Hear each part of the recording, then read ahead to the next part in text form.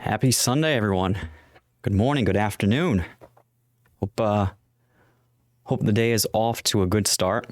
I've learned a valuable lesson that when you go to start updating all of your software and your firmware about 15 minutes before a stream, it's generally never, ever a good idea. Zero. Yeah, it is a perfect trading setup if I knew what I was doing. It's a perfect trading setup. No matter what I trade, I will lose. That's what I've learned. It's a losing battle. Cloudy, pink, great for you to join. Blue, I do not have a spider on my shoulder. That is not funny. Do you want to see a grown-ass man freak out? No. Lux, sounds like you're all good. If you guys have anything weird with audio, just let me know. I've got new audio settings and all of that good stuff. Now, blue, actually, they're probably out. There probably is about like 3 or 4 very large spiders on the floor. But that's okay. We live in peace and harmony with them. They're good bugs. They keep the other bugs away. Druid, you all good on your side with sound and video now? I know a couple folks yesterday were having some challenges when they downscaled from 1080 to 720. I think that resolved their issue. Yeah, Zero, I'm working with the brand new giant massive desktop. So I've got my laptop is off to the side, completely out of commission. And right now I've got the desktop, and making a huge difference. Should have done this a while ago. For sure. Dude, Lux, since 4 a.m., I think I was just in the process of falling asleep at 4 a.m. Like literally 3:30. And I woke up this morning and we had no power in the house. That's always fun. And the first question is, do we not have power because we've lost power in the neighborhood, or did I forget to pay a bill? It's usually the latter. I think a special shout out to Polly for finding that duck in record time, and to Sevaseek for hosting that I guess the first unofficial mission of Mega World. So thank you for that, sir. And Polly, congratulations. 10 Tron Mega to you for finding the duck. It was what, in District 257? So Bevins was hiding it the whole time. All right. So we are going to get started. For those of you who did not catch it last time, had the great pleasure of being joined by Eric Walker, who is the district owner of District 134 on the Ethereum side. And he joined me maybe like 2 or 3 weeks ago. And we kind of started the conversation around what does the future of MegaCryptoPolis and Mega World look like? And I think what's really cool about the perspective that Eric's been bringing to the table is A, it's somebody else, right? So it's not just me. And B, Eric's been around since the very beginning. So he really truly is one of those folks that if you're going to stand up and listen to somebody, you know, in the good times and in the bad, Eric's a great person to listen to because he's seen it all. He's been here since the very beginning before there was the 3D game. He's been here before the microeconomy came around. And therefore, you know, a lot of the times when we're in the Discord and we see folks either getting super hyped or super freaked out about something, Eric's usually one of those level minds that's saying, you know, like in good times, he knows that there will be a correction at some point, and in bad times, he knows that like this is a temporary thing. And I think that really gives him great context and perspective as he starts to come up with some ideas himself. And so we spent some time last session talking to him about, you know, the role of, you know, different types of buildings in Mega World, and essentially where do we go from here? The game is where it's at. It's progressed in a phenomenal fashion in the last 3 years, even the last year alone. There's actually been a ton of stuff that has happened. You know, not all of it is abundantly clear. The team put tons and tons of time and effort into the polygon layer on both sides, so we don't have to pay fees. You in addition to the rollout of Mega and the Vault, this has been a ton of stuff. But we're that's in the rearview mirror now. We're anxious for the next stuff. So we spent some time talking about Eric's ideas for citizens, corporate partnerships, custom buildings, and I think a lot of time we also spent talking about the role of Mega and how Mega is the reason. The reason why the economy will grow or decline. And so we definitely wanted to continue that conversation. I would encourage everybody here to ask questions. This is intended just like, my discussion with Pink yesterday. It's intended to be, very much conversational. Eric has had a lot of great content that he's been putting out on Twitch, which I'll toss up on the screen shortly. So if you haven't had a chance, make sure you check out Eric's stream. Right now, he is streaming every Thursday evening, I believe 9 p.m. Eastern Standard Time. So we'll have him talk a little bit more about his plans, his past streams, and his future streams. But just really, really thrilled to be able to have this opportunity to not only be here talking with all of you, but also have Eric here. Because Eric's put out some phenomenal content. I think especially for the European folks, his streams are at a time when you're probably all asleep. So, hopefully this is a chance for everybody to connect again. So without further ado, I'm going to bring Eric in. And now the major question is going to be whenever me and Eric talk and we use Skype through OBS, without fail, his window starts freaking out. So I'm going to live edit on the fly. We'll bring him in. We're going to do a quick sound check to make sure that he's good on his side. And then and we'll jump right in. So let me see. Eric. How are we doing, sir? Let's see. You might be muted on your end. Well, dang, I just had such a great intro. I was so excited. And no, great intro, Baba. Happy to be here. Awesome. Quick sound check on Eric. Anybody have any difficulties hearing? Oh, there goes the screen again. Eric, it's just you, man. I don't know what it is. I didn't move anything. I believe you. I believe you. Still sitting here. Just hey, I believe you, man. There I am. Hello. Let's see. We'll lock it. Hello, everybody. Gucci, Pink. Hello. All right. Zero. Pink. They found the duck. I can't believe they found the duck. Yeah, it's so damn quick, right? Less than 24 hours. Less than 24 hours. I found a purple mushroom and I thought I was happy. I was like, "Whoa! I found something cool!" And then I realized they're everywhere. Was there a bounty for a purple mushroom? No, they're just under every tree, I guess. I don't know. All right, I'm gonna keep tinkering with your screen because your stuff's moving all over the place. But don't worry about that. We'll jump in. You seem to be activating some folks from the chat here. Gucci's here. Awesome Jericho. What's up? Cloudy. Hello. All right. Hey, Cloudy and Jericho. Yay. Yeah, it's so if anybody's looking for the duck, it's oh, Polly Photoshop that was a Photoshop, Polly? Oh. Wait, is that for real? Gonna get confirmation on that? Oh, wow. Okay. All right. So the duck is still out there. The duck is not in District 257. It was a masterful Photoshop job though. Wow. All right. So Eric, talk to us a little bit about you've had a couple streams on your side now.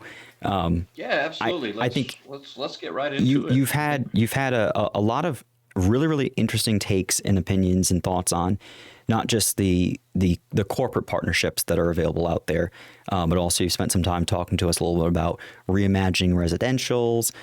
You had some like truly phenomenal ideas about incorporating and having municipals and residentials complement each other. So maybe a quick refresher on kind of some of the stuff that you've done on your stream, and then we'll jump into some more new specific questions.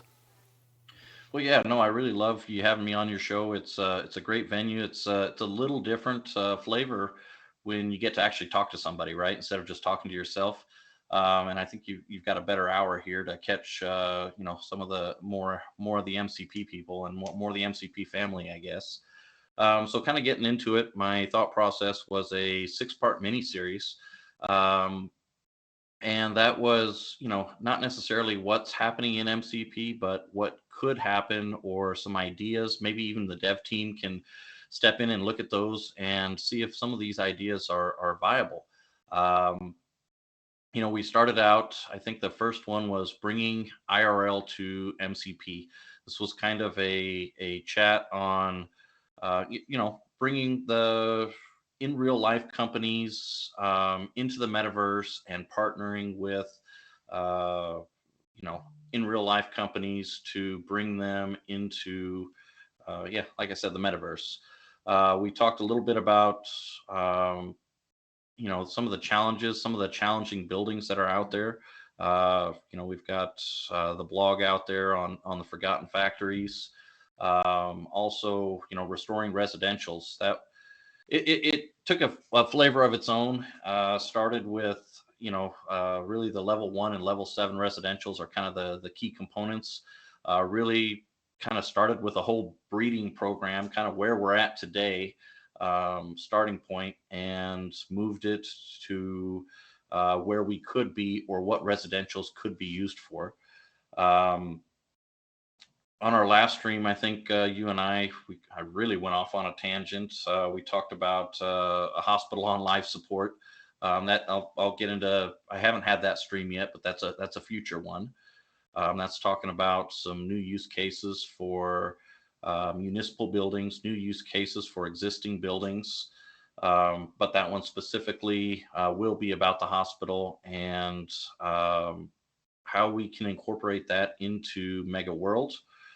Um, Also have some ideas on, the citizen, and kind of the transportation, and how the transportation can work together. I think right now we're still, we've built subways, we've built bus stations, but we haven't quite figured out where this is taking us. I think all of us have some great ideas, and we somehow see the importance, but I don't think it's been quite outlined specifically.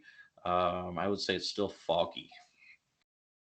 That's fair. Yeah, and like you said, there's tons of ideas out there, and I think what you've started to talk about, I've seen a lot more people coming up and sharing their ideas and opinions as well, as a result of you having shared your ideas, and you've been really clear too. It's like you recognize that your idea and your opinion is not necessarily always the sole or the best idea or the opinion. It's an idea. And what I really, really love about what you've been doing is, by you putting yourself and your ideas out there, you're really jump starting, I think, a lot of brains out there, because even players who are less familiar with the game, as you talk about and share your thoughts about how different components and mechanisms in the game could evolve or be added or modified, it immediately, I think, people start to like, their brains start to activate. So I really, really appreciate that. And I think your ideas too, what I also really, really love about your ideas, and I talked to Pink a little bit about this yesterday, which was you're not asking MCP to reinvent the wheel at all. You're really taking stock of what's already out there and saying the way for this game to grow both in volume and in depth is actually not adding 300 brand new types of microeconomy buildings. It's how do we expand the utility of the existing buildings? There's going to be a need for new buildings, but we're practical. You're talking about reimagining the factory, making sure that plays a larger role. You're talking about, municipals, getting them in and making them relevant again, but in a practical manner, not force-fitting anything. And I think we can all learn a lot from that, because you're really taking the time to think about each individual asset and asset class and sector and determine, okay, how can we increase the utility of asset A to allow us to get to this future or this new mechanism in Mega World? And I think that's really important, because while we are all actively hoping that there's a whole bunch of new stuff to build is great. New stuff to build is also expensive. And therefore, like, we need to be mindful, if we're asking MCP to develop all these brand new things and new types of buildings, is it good for the game? Maybe, but also we have to be clear with ourselves that if we ask them to build a whole bunch of new stuff, now we can't start complaining if all of a sudden our supply chain now needs 13 new buildings. And I love that Well, you're I'm you're going to really argue with helping us you. work with what we have, optimize that before MCP takes that next step and adds a whole bunch of new stuff in. I'm going to argue with you just a smidge. I mean, yes, very much. I think there's a lot of buildings that need to be revitalized, right? Again, the municipals, factories, just right off the top of the head, residential 2 through 6. Um, I think the rest of the buildings are pretty well set into place. And I didn't move any screens or do anything, Bobby. You're doing a great job over there resizing me. But I also think, Bitcoin Baller came on the other day. He's had a long-standing idea of mine as well, and I do believe there is a place for new buildings. I think you and Pink had a great stream yesterday. Got to chat in there a little bit. I think there is a place for new buildings, very much so. I think those are going to be the custom buildings that have been talked about. Very interesting that they're talking about not just a custom building, but a custom building that we're able to design, and the architectural features. I think those are great. I think when I think of a custom building, I think of one off, right? So um, maybe somebody else can, you're building those architectural plans. Maybe there's 5 or 6 of these same buildings somewhere else. Um, what I've really preached is utility of these buildings, right? Again, I don't want things to be a museum. So what are these buildings? How are we going to build them? I think that would be a great topic to get into. How are they going to be used in the metaverse? Um, and I think it needs a almost a second and the economy, how it's going to affect the legacy economy, and how it's going to affect um, how the game is played, right? So I think that's probably the best place to start. And again, piggybacking on your conversation from yesterday, I think that MCP has gotten fiat expensive. So just a little history of the game. When the game first came out, I think the plots were 0.01 ETH.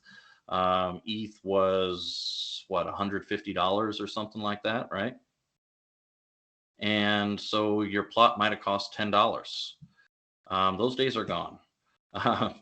And plots of land are now costing up to zero point 0.1. Starting at, I think the in-game market is 0.08, 0.09, maybe 0.1. And this will be fun to watch in a year or two, when we're talking about, wow, those plots were cheap at 0.1, and we're uh, anyway. I think there needs to be another layer of buildings. So for the free to play players to come and join, I really, really like the idea of buildings only costing materials. So they've shown us that with the subway system, not necessarily costing ETH for that construction cost.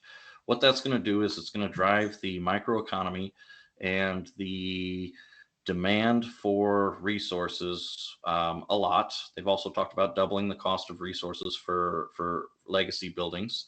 Not just increasing the demand for it, but people are going to want to build those microeconomy buildings. Right now, all we're doing is just racing to put stuff into the vault.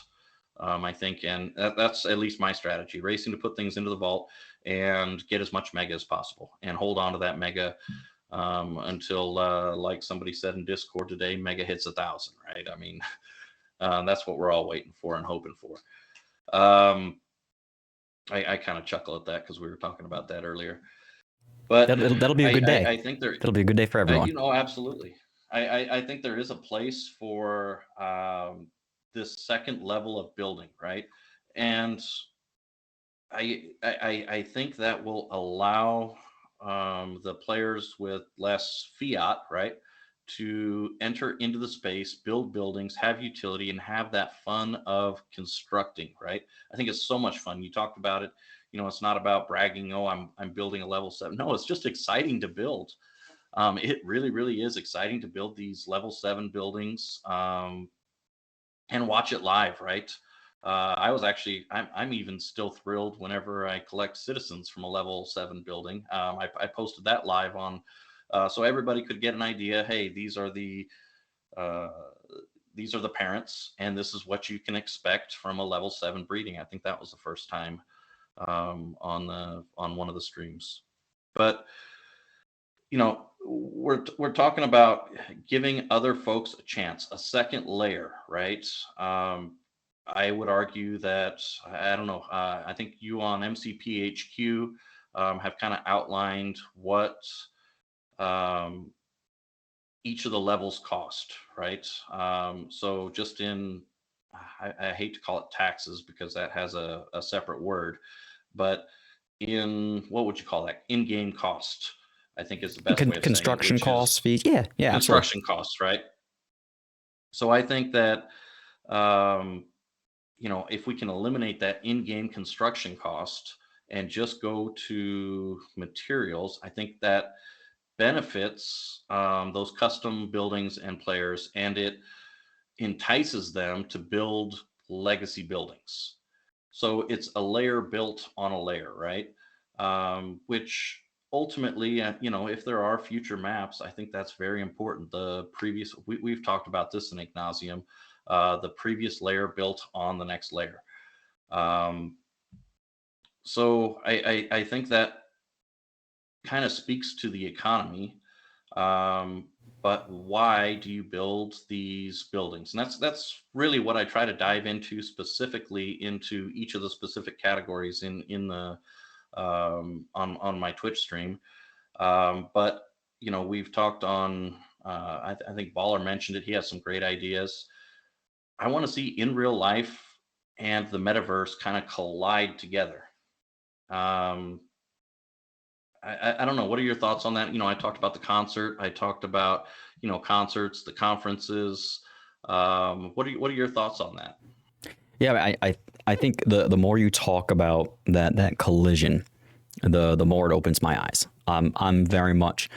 I started playing this game because it reminded me of games I've played in the past, and it gave me a chance Correct. to potentially make money.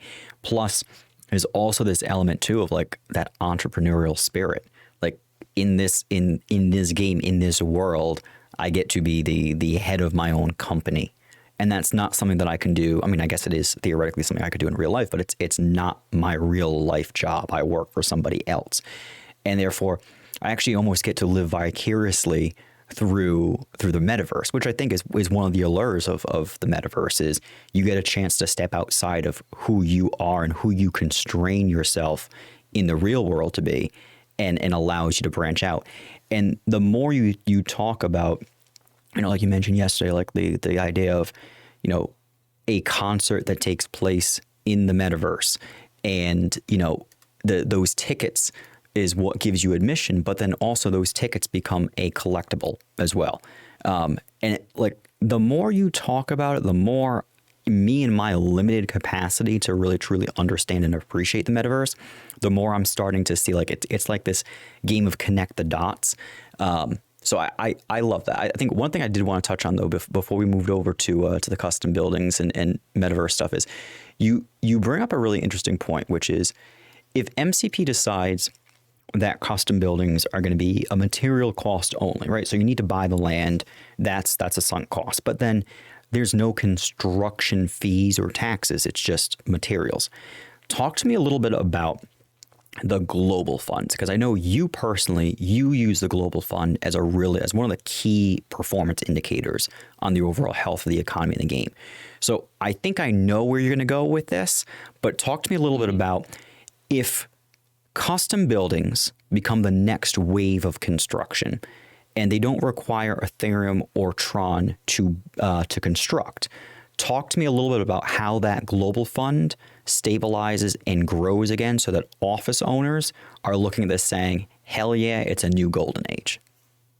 Absolutely. So it's an indirect growth, right? So I think getting over to custom buildings, I think, yes, they will not require ETH, therefore not contributing to the global fund, therefore not contributing to the district fund, therefore not contributing to the local fund, which is scary.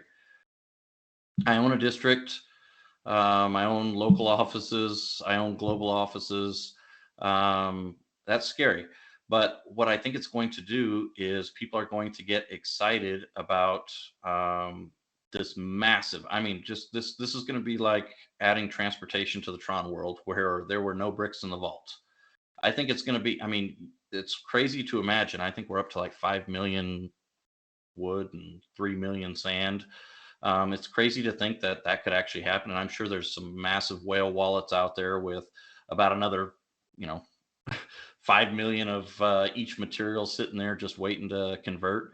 Um, I think what it's going to do is deplete the vault, and that's going to create demand for construction again. I think construction is we're going to have a new golden age of construction. So I think indirectly, I do challenge some ideas of I mean, what else can be built, right? Is there another function? I think that's great to have this secondary offshoot of building those legacy buildings or that higher demand, but maybe there's another way. Yeah, and I think that makes total sense. On my side, you did freeze up on Skype, so if you want to kill it and rejoin, but Eric's point that he brought up is I got you back now. Eric's point I think is really interesting because I mean it's easy for me, right? I don't have any global offices or local offices on either side. Everything I do is production of materials and resources. And so it's easy for me to embrace this idea and notion of custom buildings, and we're talking custom, not special, custom buildings requiring just a ton of materials. And I can easily sit back and say, absolutely, like Eric, I buy 1000% that indirect impact, that materials only without requiring somebody to have, Ethereum or Tron is going to allow us to deplete that vault. And as the vault gets depleted, people will get more Mega for their materials, which is going to improve their margin and profitability of their microeconomy buildings.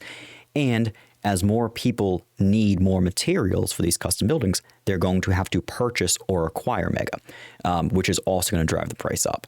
So I feel really comfortable with that. I think the question I would have, and I think Kevin, you just brought it up, which is for those folks who have offices, and Eric, you're one of them. Talk to me a little bit about what does that leap of faith look like, so that when MCP comes and says, "Hey, we've confirmed no Ethereum or Tron cost to construct, only materials," what would be that thing that you would say to everybody? Hey, before all the big office owners freak out, think about it this way. Like, how do you convince somebody of that? So I think there's different golden ages for different sectors right now in MCP. I think the citizens had their time in the sunshine. I think they still do. Very much at the beginning of the game, the industrials were the big play. When Ethereum price is high, global offices are amazing. When ETH is low, offices are not that great. Um, so I think each sector goes through its golden age. I think right now we are in the middle of the office golden age. I think some people are like, dang it, I spent all this money on industrial and wish that I had a bunch of offices. But the offices are too costly to construct. So here we are. So I think it's going to kind of cycle, and maybe municipals are the next play. Maybe the trade centers are the next play. So I think everybody needs to be patient with the game, and understand that maybe your sector, and it means you need to be diversified, right? So maybe your sector isn't going to be on top, but there is still a big play for growth, right? What I really love about that, and if I could put words in Kevin's mouth or take words from his mouth that he said before, offices are part of a vertical integration strategy. You actually can't be truly vertically integrated unless you have offices, because that's the only way. I mean, I suppose there's municipals if they were working correctly or being a district owner, but what what I like about, I mean, I'll let you be the messenger on that the day that MCP confirms it. But what I like about what you're saying is you have to think about this game as an ecosystem. And there are going to be periods where Yes, I like certain that. sectors are going to thrive. And the important thing to remember is it's actually it's a delicate and beautiful dance, because the way that MCP has designed the economy and all the mechanics in the game, the success of one sector does both directly and indirectly create incremental value for other sectors. If you think of it, like, you know, let's say it's industrial or production, that's going to drive. If it's production, it requires a whole bunch of industrial materials. It requires a whole bunch of energy materials, and it requires really, really good citizens. So directly or indirectly, the golden age of production, if that ever does occur, it's going to lift stuff up. The golden age of offices, same thing, right? Same exact thing. Offices became super powerful. All right, well, now people want to build more offices. It increases demand for other products and for residentials. So I love that thinking. And what I also really like about that, if that is in fact true, which I believe it to be, it's going to show folks that over the long term, if you want to succeed in the game, I don't mean like if you want to make money. I mean, if you want to really thrive, your long-term strategy has to contemplate that at some point in time, you're going to want to have a more robust and diversified portfolio, because the only way to achieve that true vertical integration and future-proof yourself for any peaks or valleys is to have a little bit of everything that you need. And therefore, the way that you've brought that to life, that idea is, yeah, you know what, office owners, your yield from your business centers, it might go down a little bit at first, but your yield from your industrial, from your production buildings, from all these other Correct. buildings is going to go through the roof. So let those offices take that little minor quick hit, accumulate your mega, take that capital, now build more offices. Or like I think it's a perfect It goes back and forth. yeah. Yes. And you said it really, really well. And so if there's one thing that I think we can all take away from this conversation is just remember, if you are only an office owner, you've built nothing else, yes, you should probably think about how a future where custom buildings are being constructed without a Thermotron capital, how that impacts you. And maybe it's a gut check on, yeah, like the game's not intended to be where somebody can come in and just build nothing but one type of building and take over the game. If you want to be part of everything, you got to build a little bit of everything. So I So I think want what to say we're I appreciate you bringing that to life in a very, very middle of the road fashion. You as an office owner can look at it and say, I see the good, I see the bad, but I know net this is positive, and this is what's actually required. We need these different cycles and these different, quote unquote, golden ages in order to keep the total ecosystem healthy.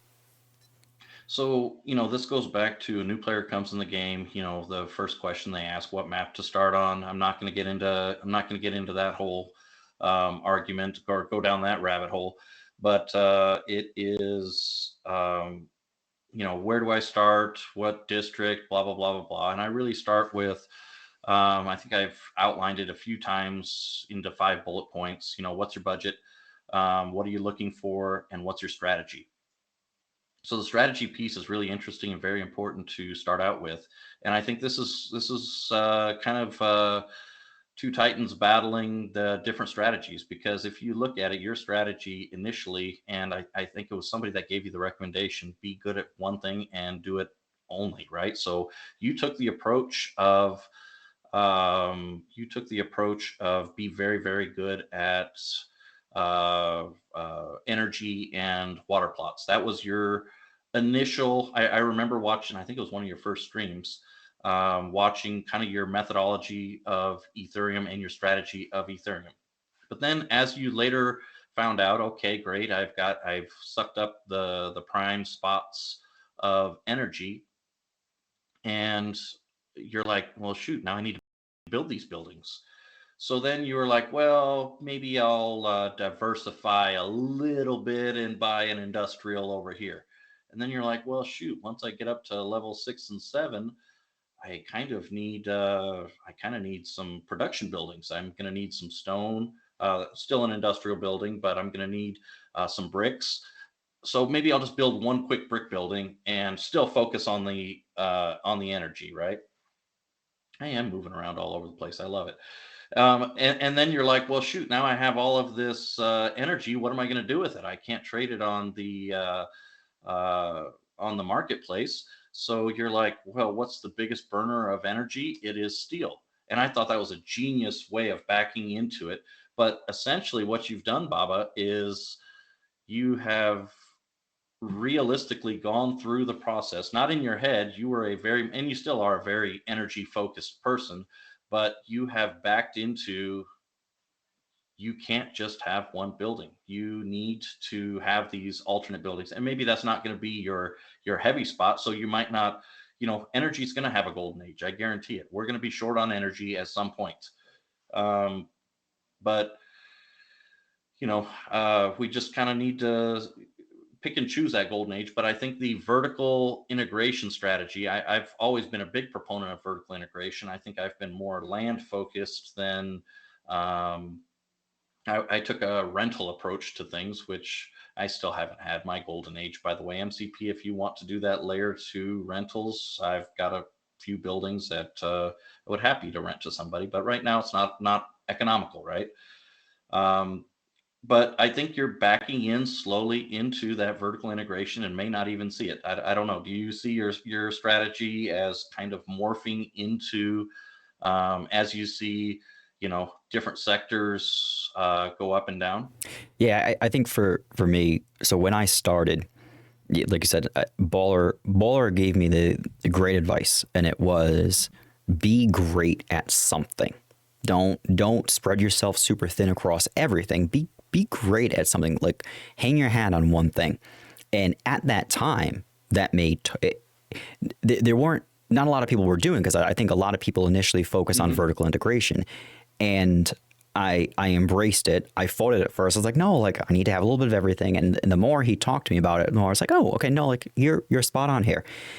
And in the back of my mind, I watched the price of energy and water continuously decline, and the new supply continuously meet or exceed the consumption. So in my mind, I'm looking at this saying I should be preparing for the day when energy and water is 50% less than what it is. Because when you look at the margin, the cost to produce, even today, let's be clear, even today, what it sells on the market for versus what it costs to produce in a level 7, nobody should be complaining. You have a large outlay of capital initially, but you still can't. Nobody should be complaining about that.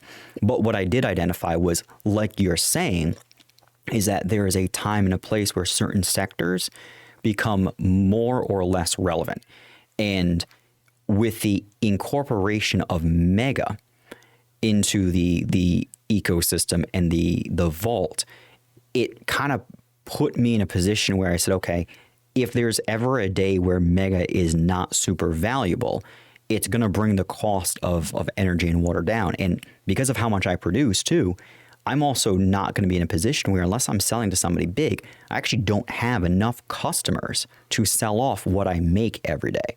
So what's that logical progression that I can say, okay, I want to be able to flip a switch that says I produce my energy and water, because it would be a crazy waste to not produce it because I've already built it. But by the same token, I don't want to be warehousing a whole bunch of energy and water on my books if I get to a point where I need capital, because I can't just easily liquidate it without crashing the market. I don't want to crash the market because A, it doesn't help me in the long term, but also it crushes everybody else that's trying to make some money there. So glass and steel were the logical next step that said, okay, well, I've got my energy buildings, I've got a couple industrial buildings. Why not, get a steel plant running, so that way there every couple days burn off whatever I don't sell, and then as we shift into Mega World, what I love about it is it gives me the ability to lean into one of two different things. And like you said, there will be a day where there will be a massive energy shortage, and I'll kill the steel plant and we'll roll with that. And there are going to be days and times like now when selling energy and water doesn't really make too much sense. So I'm either going to stockpile it or I'm going to burn it for steel. And then when Mega goes on its run, I've got a whole bunch of steel that I can swap. And that's what we're Yeah, talking about, these golden yep, ages, right? So there's different golden ages. And I think what you've done, what you've just described, and you may not know it, you have backed into vertical integration. Whether you like it or not, you have literally backed in because energy is your focus. However, you still have recognized that um, these other industries are needed and that there are different golden ages and different times when things are going to be up, right? And I've talked about this in Ignasium in Discord and on previous streams. We are no longer mining materials. We've said this many times. We are mining mega. They just have different flavors, right? So it's one soda or the next. um, it can be a glass flavor, it can be a sand flavor, it can be a stone flavor. But at the end of the day, because everything correlates back to mega, there is a conversion rate. So one flavor might be more efficient than another flavor of mega, right? Um, Even, I mean, you could even argue that offices are mining mega in a roundabout way, right? If everything's tied to mega, mega's tied to Ethereum. If you bridge it all together, and Office is also mining um, mega. So the game's health is tied to mega. I've said, how goes mega, so goes the game. Um, so this kind of puts a segue into how do we get mega to climb? How do we get mega to grow? How do we get the game to grow? How do we get more players? How do we not just get more players, but make the game more affordable? Because the game was very affordable. I would argue right now, if Ethereum was $100, this map would be full, 100% full. We'd have skyscrapers all over the place, um, which is cool from an aesthetic standpoint.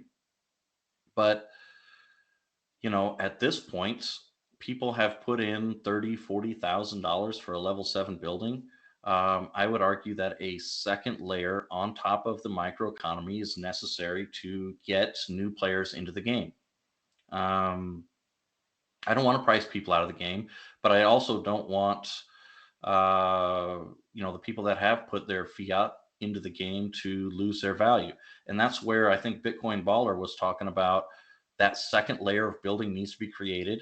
And I'm trying to play within the parameters that MCP has set. So they've talked about custom building. So that's the next logical place for a layer 2 building, if you will. I'm trying to play within the framework that they've set up. So I think that custom building is great for that purpose, to allow the masses to come into the game. The place where I challenge them is, what is the use of that custom building, and why is somebody going to build that building? Because if we're again building museums, hey, they can cost 100,000 wood to build a building, but nobody's going to build it because it doesn't do anything. Um, and that's really where I think things are very important, and those discussions to be had now, so that they can create that utility at the right timing, yeah. right? And so Lux has a really, I love the question. So Lux asks, how do you think that, and this is in regards to that custom buildings being materials only and no crypto construction fees. How do you think the development team's own motivation will affect that decision? By limiting the number of tax-generated transactions, won't that limit the upward potential for their income and thusly de-incentivize them to develop those systems? What do you think? That's a excellent question, and it goes right back to office owners, district owners, and the local office owners, right? So I think you have to have faith in the game, and that people are going to end up wanting to build those microeconomy buildings to support the influx of um, burn, if you will, of the materials that are being asked to be constructed. I think just as we need to have faith as office owners, MCP has to have faith in the game, right? Yeah, absolutely. And what I would also share too, so spot on. Lux, what I would add on to that is also we've actually seen a number of times too where, look, if I was from the outside looking in, I'd be worried about that exact same thing, right? Which is like, why would they ever do that? Because that's taking money out of it's taking money out of their pocket. It's not guaranteed money, but it's fairly secure that somebody will build a custom building at some point and they'll get some capital from that. They're taking the path of embracing the indirect, and they were actually, I think they were the ones that put that idea forward. That didn't even come from us, I don't think. I think that originated with them essentially saying, yeah, like we don't want to price people out. We want to make this game affordable in some ways, but we don't want to diminish the value or hurt any of the ancestral assets. But there's been a couple things in the MCP history where they could have gone after a lot more money and they didn't. They've actually been very, very practical and responsible in some ways. In other ways, I think we've said like we would have rather you didn't do that. But one example is in the very early days of the microeconomy. And this was right before I joined, but just learning, this is like oral history. Speed ups were unconstrained. You could speed up as many times as you wanted. You had an industrial building, an energy building. You could collect 30 times in a day if you wanted to. And it cost 50 times the collection fees, but it was unconstrained. In MCP, like as a district owner, you make 50. When somebody speed collects, that is a pretty penny for you. MCP, you're getting revenue from everybody speed collecting across the map multiple times a day. That's a huge source of revenue for them. And in the best interest of the game, they killed that so that there was the limitation of one speed up per normal cycle. So a level 7 could speed collect once every 24 hours. A level 1, could only speed collect once every 24 hours as well. It wasn't going to allow, one level to become super, super overpowered and flood the market. And so I think I have confidence that when all is said and done, they're going to make decisions for the game that make financial sense, but not to the detriment of the short term, or I'm sorry, to the long term. I think they've shown that they make decisions that are what's best for the continuity of the game, the continuity of their balance sheet. And for them, the saving grace of MegaCryptopolis, that the team so far has been throughout the gas crisis, throughout, like the run up of Ethereum going to 4,000, where activity on the Ethereum side has slowed down. If you look in the Discord, the news channel, and you compare the amount of buildings that are being built and upgraded on Ethereum versus Tron, it's night and day different. And so the Tron map has offered the MCP team the ability to continue to generate a large amount of revenue while the Ethereum map goes through a little bit of a correction not because of the map, because of the price of Ethereum.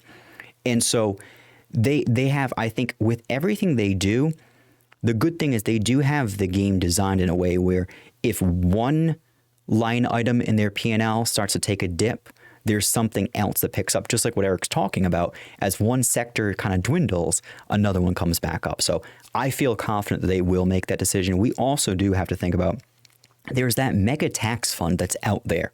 We don't know how it's being used or how it will be utilized.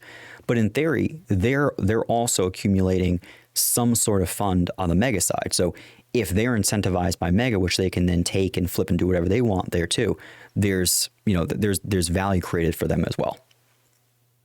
That's a I great think question. so. I think where the team is maybe, I don't know if lacking is the word. Where I'm hoping that they can improve is collaborations, and not reinventing the wheel. I look at MCP as the framework that they have put together. I think it's an amazing framework, um, but I would like third party access and developing into the game. Kevin, you typed about that earlier, and I've been a big proponent of mini games, similar to, and again, not trying to advertise other games, but I'm just giving a shout out to people that are doing it well. Roblox, doing a great job. Sandbox is creating mini worlds, where people are designing their own games. So like you and I could go in there and create a sandbox virtual world. So you buy a one by one plot. Talking in MCP terms, you buy a one by one plot and you build a game inside of your one by one plot. Or you want a bigger game, you buy 10 plots, right? And now you have a 10 by 10 plot. I don't think MCP is the same. I think we have very limited squares dictated by, walking paths and roads and districts. Um, but there's nothing saying that each of the buildings, I mean, all you have to do is just scale the game, right? So instead of having a world where you're running around, maybe you're running around inside of a building. I see, huge social. You talked about this yesterday with Pink, and well, the one thing that I really liked about your discussion yesterday with Pink was the different perspectives. My perspective of pinecone chasing and duck chasing. I don't care to look for a duck. I hope somebody finds it and gets, the bounty, but I'm not in it to look for ducks. But there are people that are, and I'm sure there's probably more people wanting to look for pine cones than I've ever imagined. I'm not in. I don't think the scavenger hunt aspect of it, but to allow for that creation of a scavenger hunt or whatever it is you want to create, like we were talking about the ice cream shop in Roblox, and oddly enough, I was at the ice cream shop at one point in Roblox, so I know exactly what she was talking about. And there's different flavors, right? So I think there's a social aspect to the game. um, I'm going to do a future stream on some of the improvements of Mega World, and you can kind of see that they're headed that way, linking World and the historical MCP as we know it. Um, but I think that social aspect is going to be huge. So that's going to begin with chat. When we're able to, I was itching to type something into your guys' stream yesterday, but Pink was asking, at some point um, at some point we're going to be able to chat with people. We're going to be able to see other players on the map collecting and doing all of these great things. So that's actually, I believe, on the next update or version 1 or alpha or beta or whatever they're calling it. I can't keep up with the names. But that's where it starts, the social aspect. So with the social aspect, then you want to start finding things to do. What are you going to do? Okay, we're going to go to an ice cream shop. But why not make that ice cream shop something more than just an ice cream shop? That can be a mini game. There's Cooking Fever is one of the games. I love it. Have you ever played that game, Baba? No, I've played Overcooked, which I love that. Yeah. Overcooked.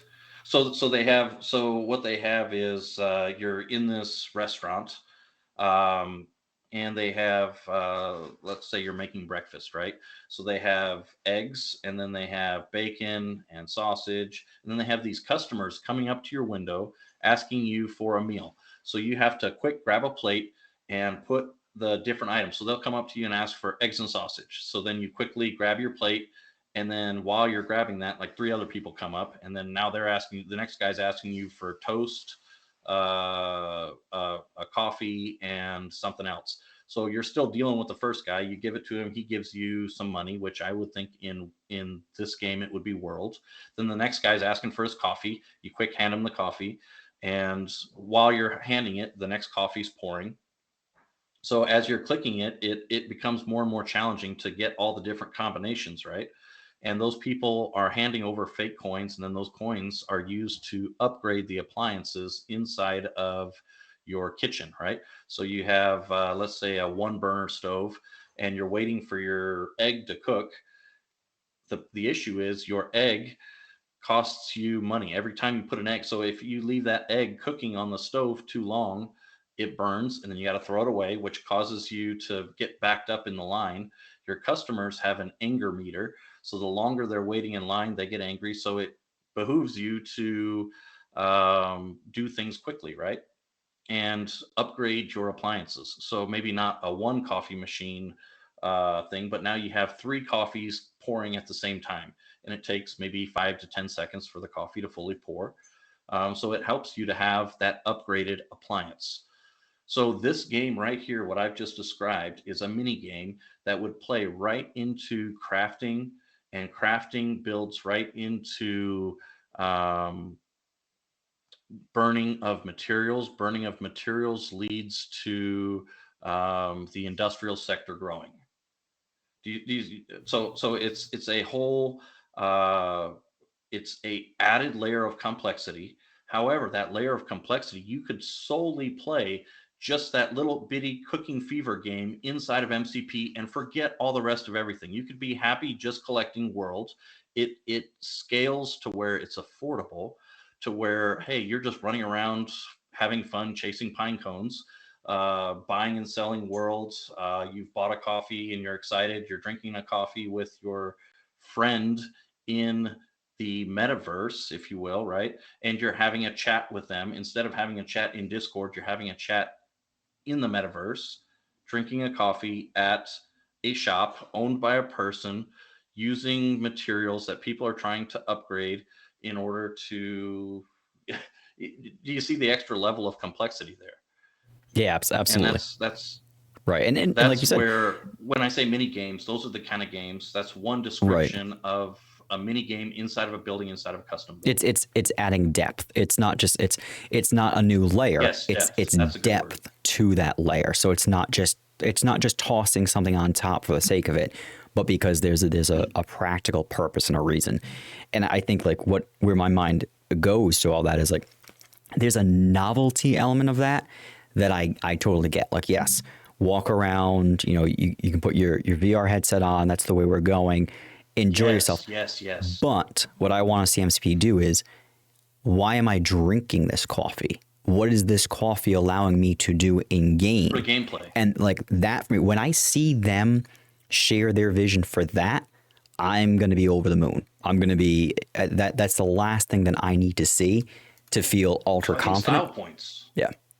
I think style points. I think we talked about that once before. We add style points to the game, but I think what we've done is there's a whole genre of people that don't have a lot of fiat, that want to get in and just kind of mess around, right? So those, but getting to your point, I laugh at some other discords that I'm in, and they have experience points. So the more experience points you gain inside of, so for every minute you chat, you get 25 experience points. And then you get to levels, different levels inside of that Discord, right? So the more that you are using that inside of that app, it's somehow tracked. Like, I guess it's not tracking, but it's giving you experience points. You level up, and then let's say you get to it was actually the Daz Discord run very, very well. Shout out to Cal Infinity if she's happened to be watching this. Does a great job managing that Discord server. What that does is you get to level 50, Grandmaster status. Sounds silly, but when you get currently a zero point 0.2 Ethereum NFT airdrop for being the first 50 to get that many experience points, now it doesn't sound so crazy. And you have created a free to play player has now gotten a NFT asset without spending money, but is creating time and views and traffic inside of the game. So it's an airdrop, yes, but it's creating those views, those hits, those likes, those everything inside of the game. And this goes into talking about the traffic metrics. And by traffic, I don't mean cars. I mean the Twitch, YouTube, Google metrics that are used to judge criteria on advertising. So I'm still wrapping my head around it and looking at some of the amazing metrics that some of these platforms have put together. So complicated and specific. It's outstanding. Like, you can put a Discord link out there and it'll tell you that these viewers came from Discord, or these viewers came from this website because of the link and the how it's all tied together. But where that comes into MCP is, how many times is a building being entered? How many times is a subway station being ridden? How many and that doesn't even get into the economics of it. I still think that shouldn't be a free feature. Um, and I can talk more lengthy about that in some of my more specific chats. I'm trying to keep it general here. Um, but kind of lose my train of thought here again. I always get off on a tangent. Well, what you just said that I think is important too is we're obviously we're talking about a lot here, and I think the more MCP develops and shares, like this next update that they share is going to get us to a place where we've got the ability to focus our conversation. But absent that update, I think we all have a lot on our mind. But where you're going, I think it's important for everybody to remember is there's lots of stuff that MCP has not done yet that has not been critical to the growth of the game. Like lots of the external reporting challenges where, volume isn't tallied. Because you've got a limited number of people who have level 7s and level 1 through 6 doesn't require you to sign in every day. Daily active users is not a metric that pops for MCP, whereas Axie it does because everybody has a reason to sign in and play every single day. Those things that make MCP nice because it's not a chore. Like it's you don't have to babysit. Correct. You don't have to be there. They're going to have to construct some type of infrastructure so that those actions can be captured and recorded effectively.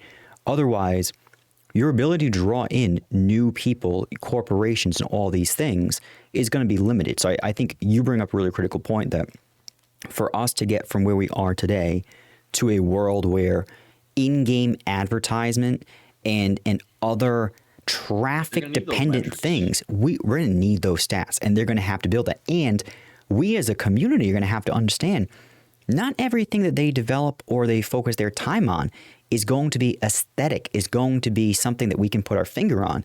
There's a lot of stuff that they've been doing and they have to continue to do behind the scenes that we're not going to fully appreciate until we're actually at that end. And I think we've thrown them some wrenches, right? I think they had a pathway. Scholar model. I saw in chat over here, somebody was asking, "Is MCP watching?" I absolutely think they do. Um, I think we've thrown some wrenches and thrown some delays because of some of these great ideas. But I think we're trading what you've just described a second ago was trading time for crypto and crypto for time, right? So it is very difficult to get that grandmaster status that I was talking about. I think somebody calculated it takes 6 24-hour periods of being on there for every minute for 6 days to get to that grandmaster status, right? But somebody that is a free to play player that has nothing but time, that may be entertaining to them, and they're going to get that through playing these mini games. And what I can't stress enough, MCP, it's not your job to make these mini games. It's your job to create the platform and let other people do those things. I read it in Discord, some language, some computer programming language. Keep that open source code out there for other people to do that, because we don't have time for you, honestly, MCP, to make those games. Who's going to make Cooking Fever inside of the ice cream shop? Who's going to be the first person to make that? There's some really fancy people. Jericho, I mean, I'm so impressed with everything you've put together. Maybe Jericho's our first MCP mini game developer, right? And what is that going to do? Inside of that, again, that Cooking Fever example, every transaction that happens, him as the store owner inside of a trade center, or again, inside of that custom building. I think trade centers, I misspoke. That's for something else. But inside of that game, he's going to get a tax as the building owner, right? So he's going to get a small fee of that world coin for his ice cream cone in the ice cream shop, or his breakfast that he made for a brunch. I was out this weekend, Texas style social distancing. And that meant was out for brunch, right? Texas style social distancing. That means just going around hugging and holding everybody like cheek to cheek, right? Absolutely, absolutely. And I was out there, looking at brunch, right? And was eating brunch and just looking at all these parties coming together. And I really look at the metaverse as a different form of communication. I remember when text messaging first came out. Well, shoot, I'm probably, when it first came out to me, I was, oh, I'm going to date myself if I say it. So I'll just leave it. I was like, what is text messaging for? I'm sitting there on the, what is it, the T9, plucking away a message. And I'm like, this is the dumbest form of communication ever. Just call the person, right? That's what old people say.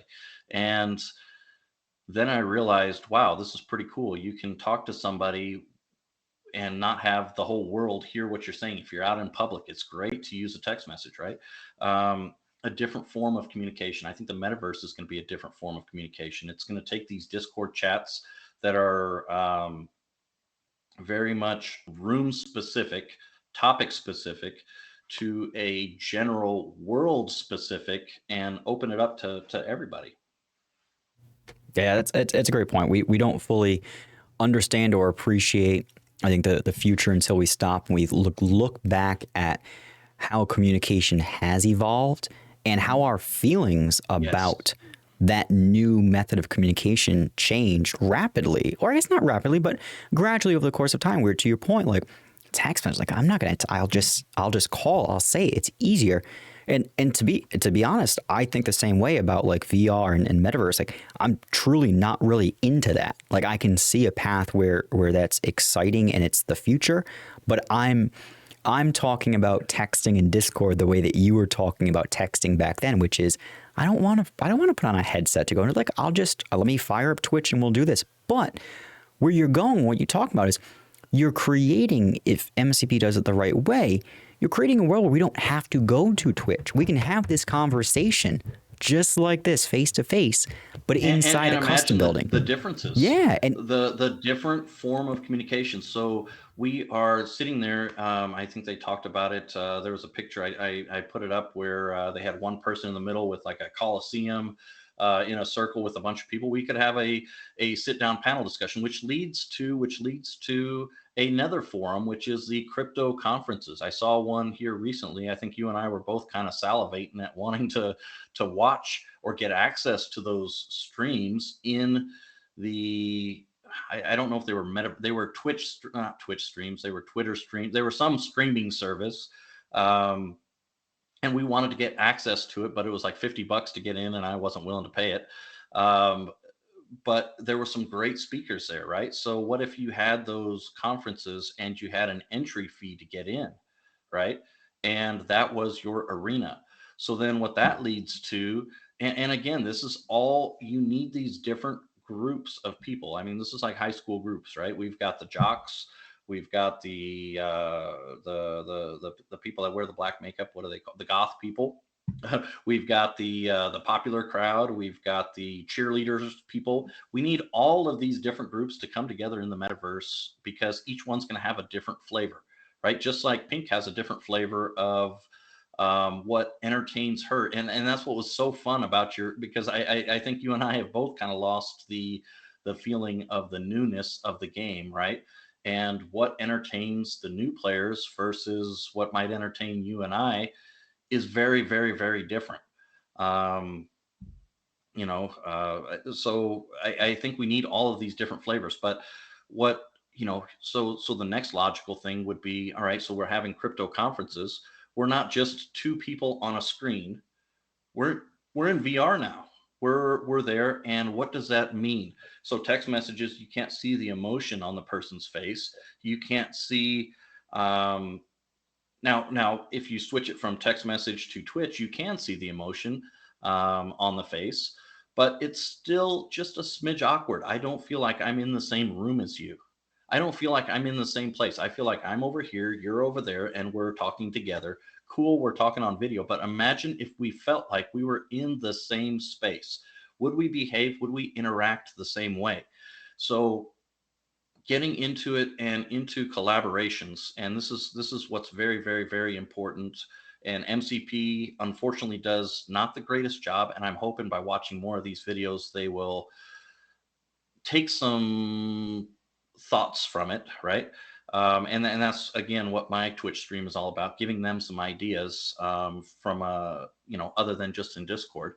um, going back to feeling like we're in the same room, having a new form of communication, being a new social media, we already see it.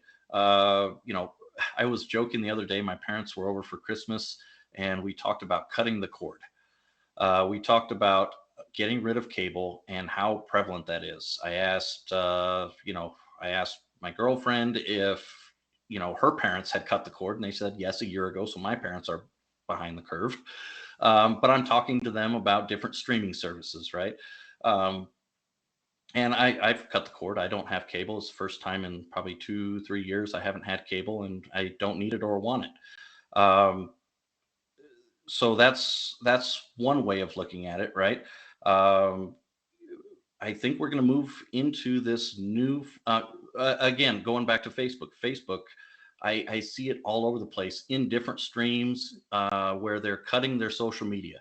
They say, yeah, I haven't been on Facebook in 6 months. I haven't been on Facebook in 8 years. You're the only one that talked me into Twitter. So I'm not a big social media fan, but I see the relevance. But Facebook sees the writing on the wall, and they're creating a metaverse. Why can't we do the same here? Um, but with an economy, right? Not just a social, but have a micro economy where I love what they said. Every building has been built with blood, sweat, and tears, and crypto and fiat. A place where every building is been built, um, and not just, hey, there it is, a picture. No, that building represents something, right? um, so again, going back to the whole, we want to feel like we're in the same room together. That is a whole new social aspect. um, I don't believe that this whole COVID thing is going to stay forever. I don't think we're all, this is the new normal or anything like that. Again, if Texas is a sign of it, then, uh, you know, If we all I follow, think we're if all the going to get entire back to country normal. followed Texas, I'm not saying it would be good or bad. It would be Yes, different. it would You be guys have a different. It would different be way of very doing different. things. So, getting back to it, I think that, concerts. It was. I joked with you this weekend. I think concerts could be a very different way of looking at concerts. So, was at a concert, 14,000 people. You collect all your tickets for that, all your seats are sold out, that's great. But there's still a lot of people that want to have that second layer. They still want to go to the concert but can't, get the last minute ticket or whatever.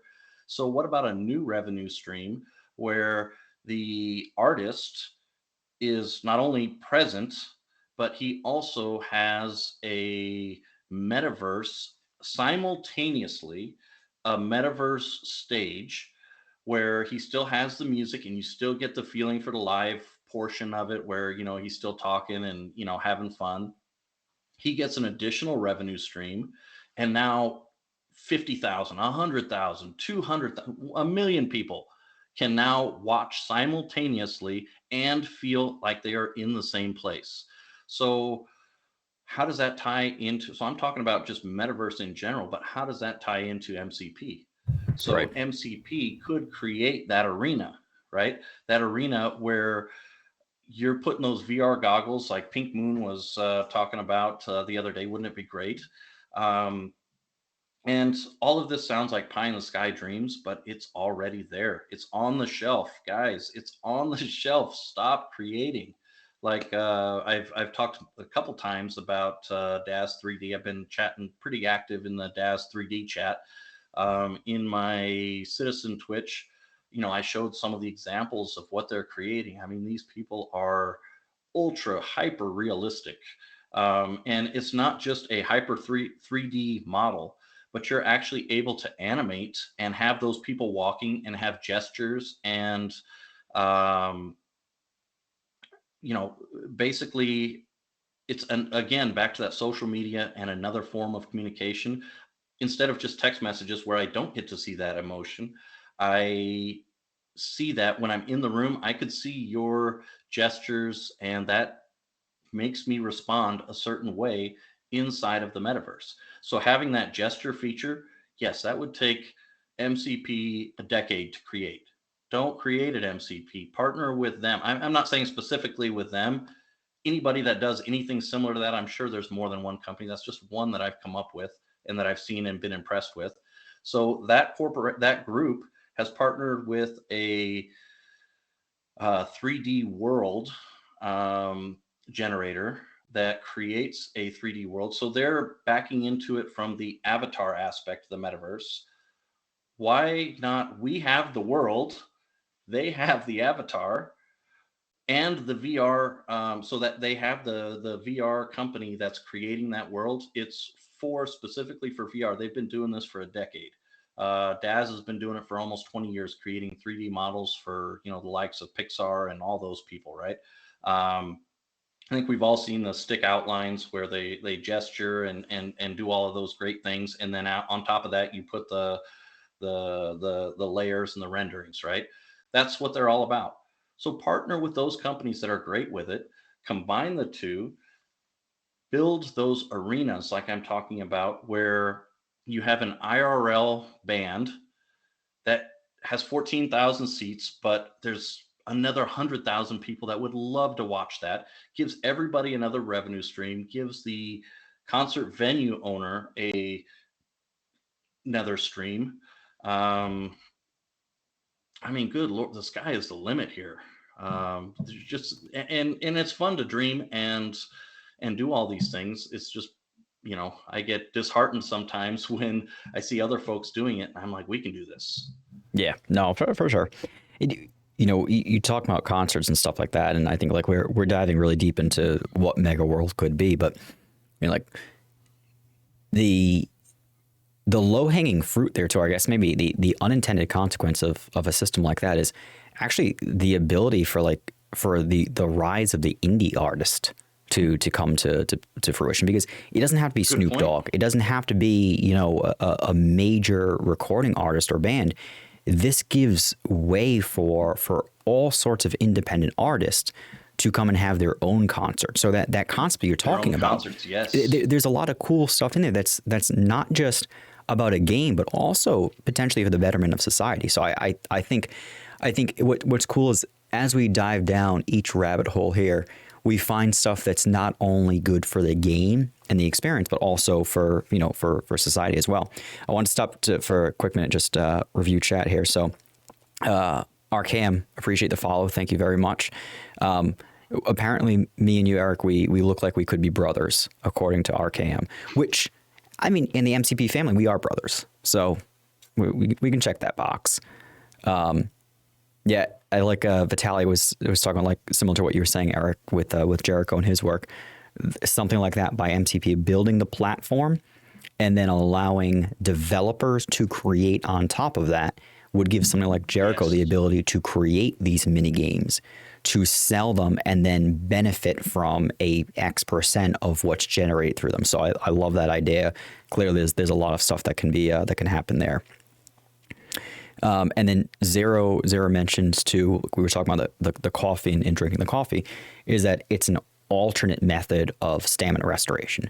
So everything you're talking about the utilization utility of all of these Mega World specific craftables, wearables, assets, they can play a role either complementary or in substitution of a microeconomy role. Which substitution's dangerous, but complementary would be interesting. Complementary, but yes. Also, I like the point that you brought up too about the style points. And I'll be honest, like I'm way behind on some of that. I'm focused on like the financials and how this creates more value for the economy. But what I like about the style points and the way that you explained it is, if craftables or wearables or actions in Mega World allow you to accumulate some type of points, MCP does have the ability to literally out of thin air create an airdrop something, a reward system, a tiered structure, experience so that you have a reason, right? So drinking style points, same. Yeah, so drinking that coffee might not restore your stamina, but if you go and you drink a coffee right after visiting a supermarket where you restored your stamina, you get extra style points, which you can in turn use down the road for something else. So I like that everything you're talking about, while it might not always resonate with every single person, given enough time and enough examples, we can show how it can all come together in a very practical and symbiotic manner. So I wanted to rewind just a smidge. There's a lot of great chatting going on right now. I'm super happy to see all that. Kevin and Pink and Zero, all great comments. Going back to that concert thing that I got really excited about, it's not just the concert and the act of being in the concert, but the secondary and tertiary things that it creates. So you talked about the indie artist. I look at Twitch as one of the first places where the indie streamer gets to have a voice heard around the world. I've said this before. The only way, back in the 50s was probably a shortwave radio with a 100-foot antenna in your backyard that all your neighbors hated. That was the only way you could talk, maybe the telephone as well. But to mass broadcast your message, right? There was those weird, you always see them in the movies, some trailer out in the middle of the desert with some massive antenna trying to broadcast some crazy conspiracy theory. I talk about the different, again, forms of communication. Text message is not a great mass communication tool. Email has turned into mass communication spam, where people don't want it. I call it the push pull of communication, right? You can either push the information out to people, or that person can come to a place and pull that information towards them, right? So I think again, the concert is, you're coming to them and asking for that information, that music, that Twitch stream, that whatever. The same thing with this. You set up inside of a building and those people come to you, right? So that's a cool communication tool. But what else does it breed? Secondary and tertiary things, advertising, right? How do you get people to come to your thing? Billboard advertising, bus station advertisements all over everywhere. What does that breed? It breeds an entire different sector inside of the game. I think Pink was looking around at some of the different billboards and some of the different designs. But what if that billboard, just like in real life, advertised this new indie artist, come to District 134, come to this building at this XY coordinate at this time, and you'll be able to hear or do this. Also, you're going to want, maybe some different attire, because there's a social aspect to it, because you're going to want to go with your friends and you don't want to be seen in the same outfit that you wore yesterday. Now it breeds, and I'm joking a little bit, but I'm sure there's people that inside of my high school circles would exactly talk about it. You and I, we look at the financials of things and what's the ROI on XYZ. That's how you and I are going to look at the world.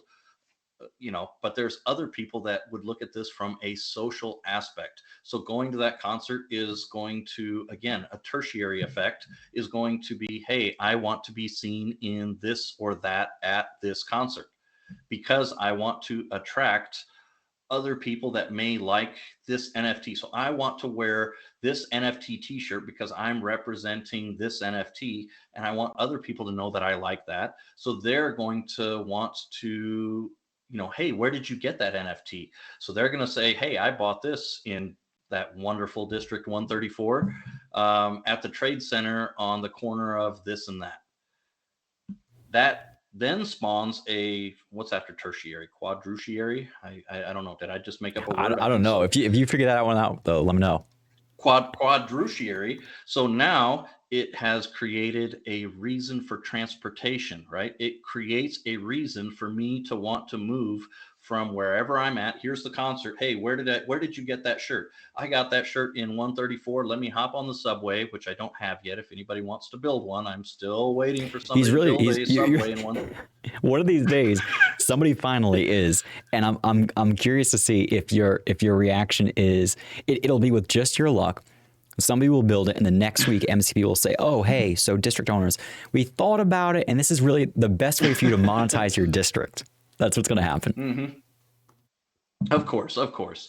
But so that brings another reason for somebody to jump on the subway, which again costs world coin, costs a mega coin to drive from one place to another. It hits the view meter. What are we calling that? The view-o-meter, or not view, ridership o-meter.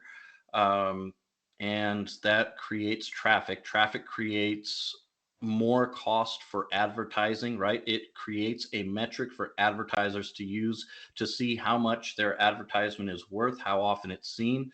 The higher the views, the more the advertisement. So again, having these social aspects inside of the game in turn create secondary, tertiary, and whatever crazy word I just came up with, quadrutiary. That's a hard word to say.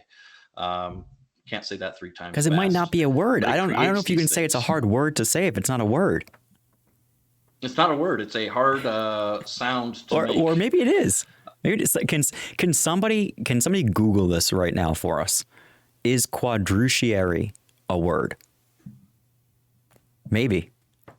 But Eric, I think. Do you get where I'm going totally. With this? I mean, you need that you're social talking aspect. about.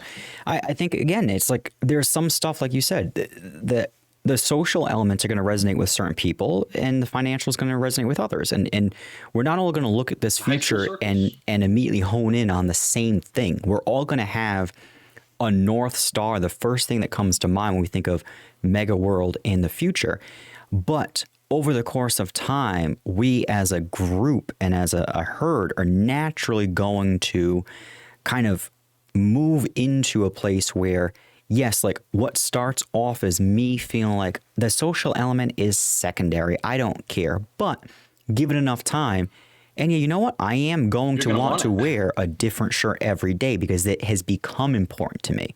Whereas right now, what's important to me is different. And we've seen the same thing with society. We start with something. We start off with, cutting the cable is a great example. All right, I don't need. I've got cable. Let me get Netflix. But I'm still gonna need cable. But then there's one more reason for you to cut and you gradually, through small steps, go from A to Z inevitably. And what you're talking about is absolutely finding text messaging a very important. Same thing with VR, early adopters, right? I'm a very late adopter of YouTube, Twitch, Discord, all of that. I was oblivious to all of this. I'm very, very new to all of this. You can see by my background here, I'm still figuring out what we're going to do with all of this.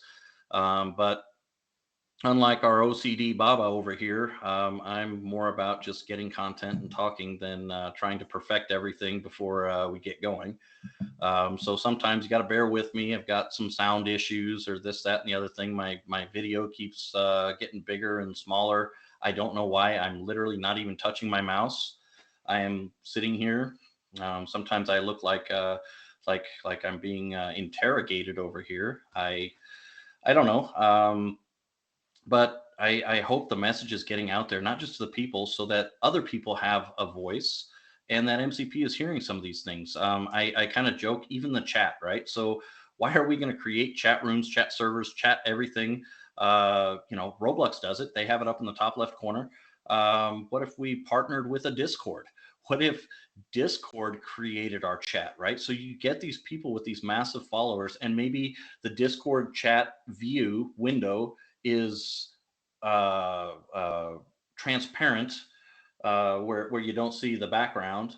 And just like in Roblox, it's sitting in the top left. And anytime you walk up to somebody or something, you have the ability to chat with them if you're within, 10 paces of them or something, or you can only chat with, so that changes things too, right? That's another barrier in. So the only way you could chat with somebody is if they're within so close a distance. So in order for a chat room, like right now, anybody can come into a chat room and talk, right?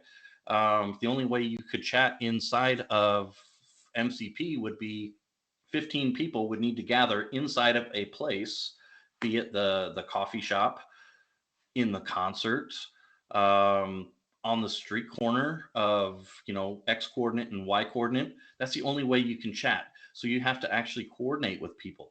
So there would maybe even be a separate feature of find your friend, right? Because you're going to need to have a way of, like, hey, I'm over here, you're over here. We can't chat. We need to somehow coordinate to get together, right?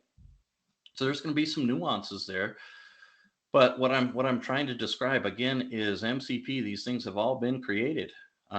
We don't need to spend a half a year creating a citizen avatar. And honestly, your avatar. I was kind of joking in my the MCP citizen Twitch. I forgot which one it is. It's on Twitch right now. If you go to my spot. Um,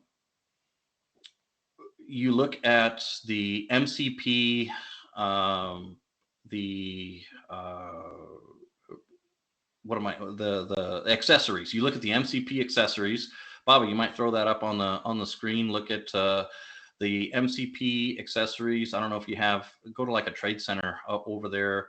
Uh, you can see our accessories versus the Decentraland accessories versus the DAZ 3D accessories, right?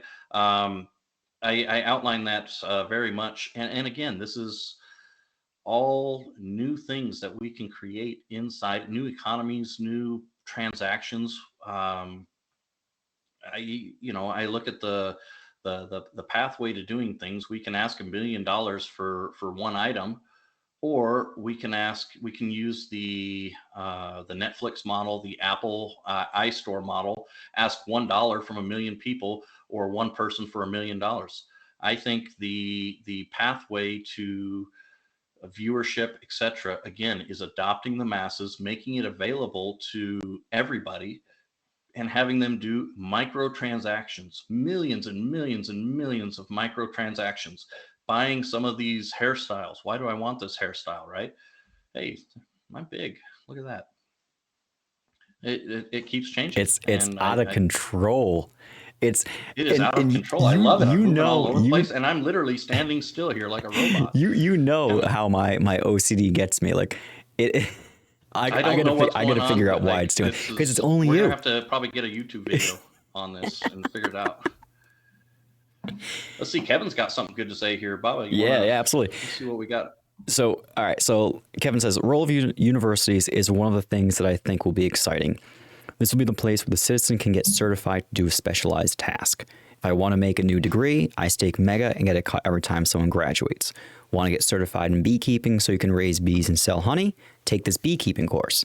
I just staked 500 Mega to create it, and it costs the student XYZ in World and some time to get certified. And I think that's what you're talking about, Eric, right? I love that. It's the MCB has built the platform that allows somebody to come in and create some reward, some task, something that others can then consume. And MCP gets a cut of that consumption. The person who created gets a cut of the consumption. And the person who has consumed it now has a net benefit of some sort, whether it be aesthetic or practical in game. I love. I mean, I could go on for days just on that one topic. A use for Mega. I love I don't think Mega is going to be a currency inside of the game. There's just not enough of it. There's only 1 million Mega on each world. I don't think that's enough currency to really do anything. I hope there's going to be more than 1 million players, and if each person has 1 Mega, we're going to have to go into the decimals. And I don't care for like having 10 zeros on a currency. So that's where I think World is a different monetization of. It's like dollars and cents, right? Mega is the dollar, World is the cents. So it's a decimal equivalent to Mega, a more usable. We're not going to spend 1 Mega on a coffee. We're going to spend one world on a coffee, and that world coin is equal. 1,000 world coins equals, or maybe 10,000 world coins equals 1 Mega coin, and then 100 Mega coins equals 1 Ethereum. So in turn, a world coin, you are actually playing for Ethereum. At the end of the day, You get a world coin, you're actually making money, right? So it is free to play because you are converting time for money, right? That's a really tough concept to grab for some, I think.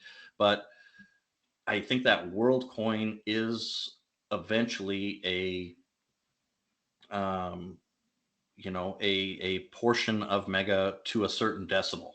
So it's just making it easier to transact in game. It's so much easier to give somebody one world coin than it is to give them, you know, 0.0000000001 mega coin. So again, we've outlined plenty of cases. Maybe a hairstyle costs one. Maybe there's a hair growing feature where your hair grows and you need to get a haircut. And now we've got barbershops. I could go on for so many different mini games. Maybe the hairstyle, you don't get that in the trade center, you get that at the barbershop. So now a barbershop is a custom building. You go there and they change your hairstyle, they change your color, they change um, you know lots of great ideas. The overarching point here is that MCP should partner with other companies that do these things very, very well, should allow for uh, developers, again, create the platform and allow for developers to create these creative ideas that have never been done before, and then layer that with um, that 3D virtual reality type scenario, and let everybody else do their magic. Yeah, I mean they've done the hardest part, right? The Mm-hmm. differentiator is already there. There's an economy. There's an entire Mm-hmm. world that has already been built. Okay, so now you've got the map, you've got the infrastructure. Now, to your point, focus on the things that they are uniquely positioned to deliver. You don't have to reinvent the wheel. Like there are certain places where like they may say, yeah, you know what, there's other people who have done this, but we have a very specific vision. Okay, that's fair. But there are just going to be certain things where if you're the MCP developers, what I think I'm hearing you say is don't get overwhelmed by all the things that have to be constructed, because we don't need you to construct them. We need you to connect the Yes. dots. We need you to listen to us and hear what it is that we're interested in, and then go out and secure the appropriate partnerships. And where you can't find a logical or financially viable partnership, then build. But build if it's a Create. priority. Mm-hmm. Build if it's a net benefit to the community, and understand that there is an opportunity cost for everything that is done. And I think that's your point, is you going and spending time like, yeah, the hot fix to world looks great. The citizen can do more things. They can jump. That's wonderful. Mm-hmm. But like, They can waddle. is Like that like he what was, waddles. Have you seen him? I haven't actually, I haven't, but like what was, Throw it up. what Throw was it up. done? What was not done as a result of fine tuning?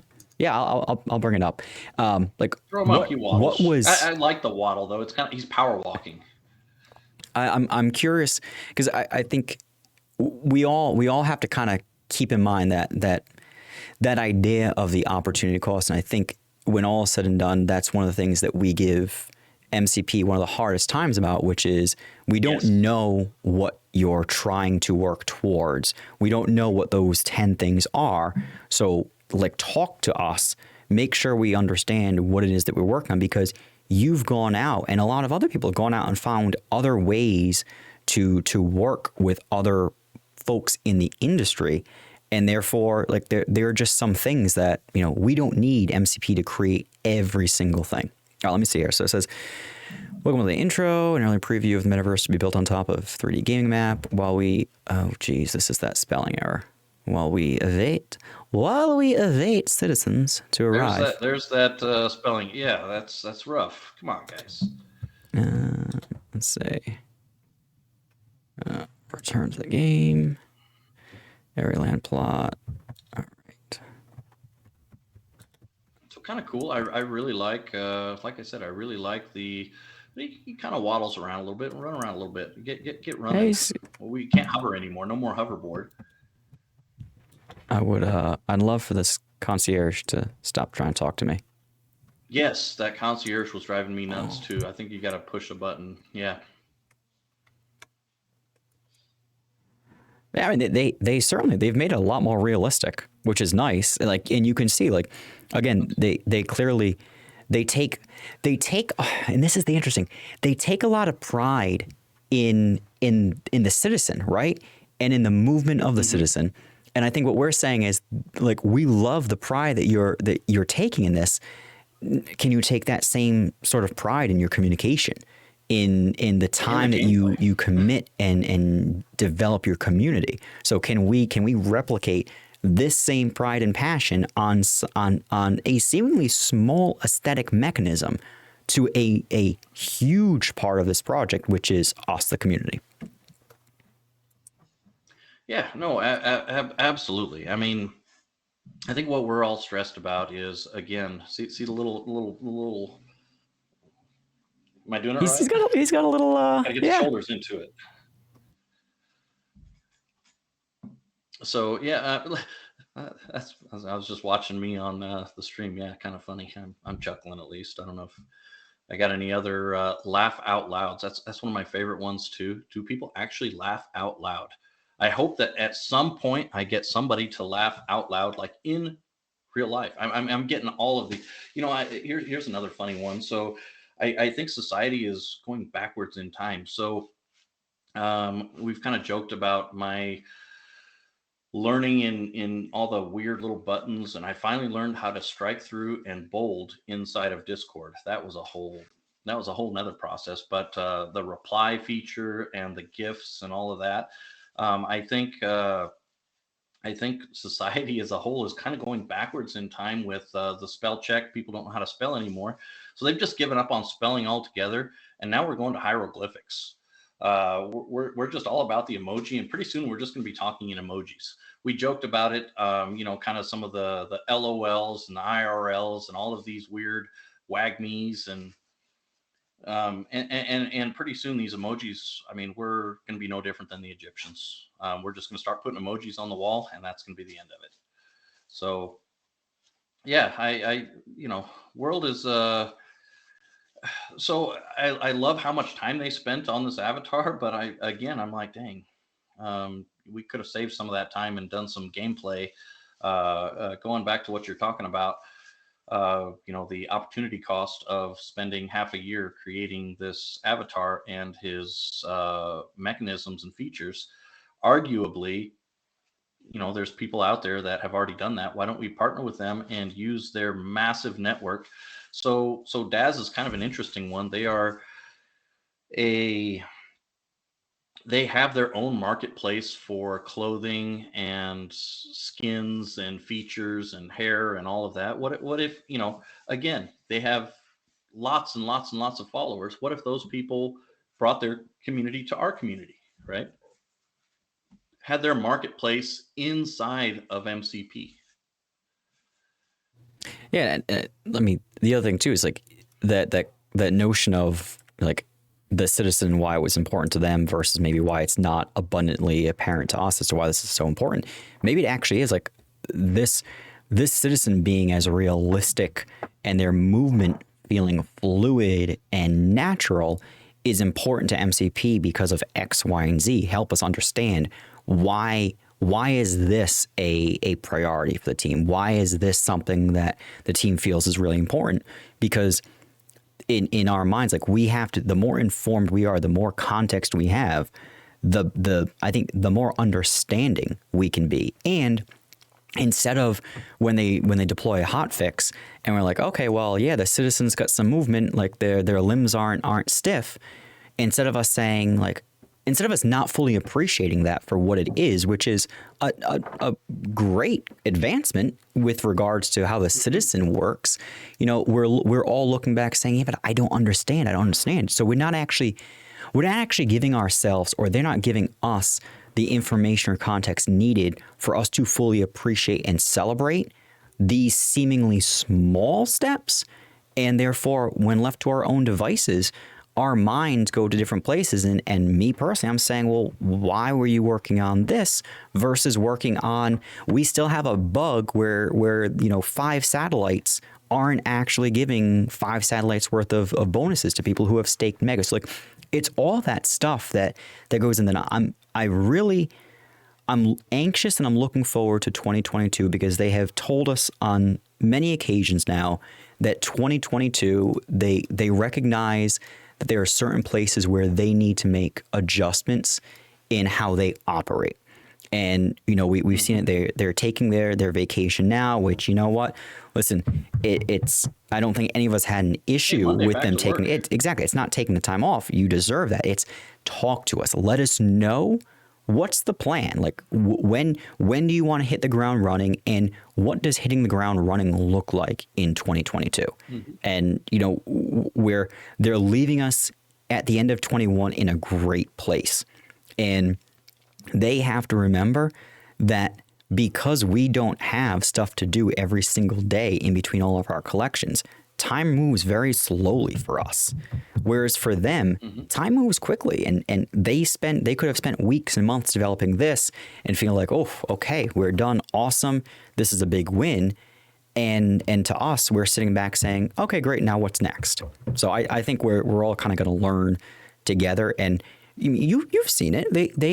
They've gone from a team that was very, very quiet, reserved, and behind the scenes to this year alone. I personally think they've made really, really great strides. I think there's still a long ways to go, but I'm personally really encouraged by. I don't know. Yeah. I've taken half a year to make a citizen. I know there's a lot more behind the scenes. I'm being a little sarcastic there, but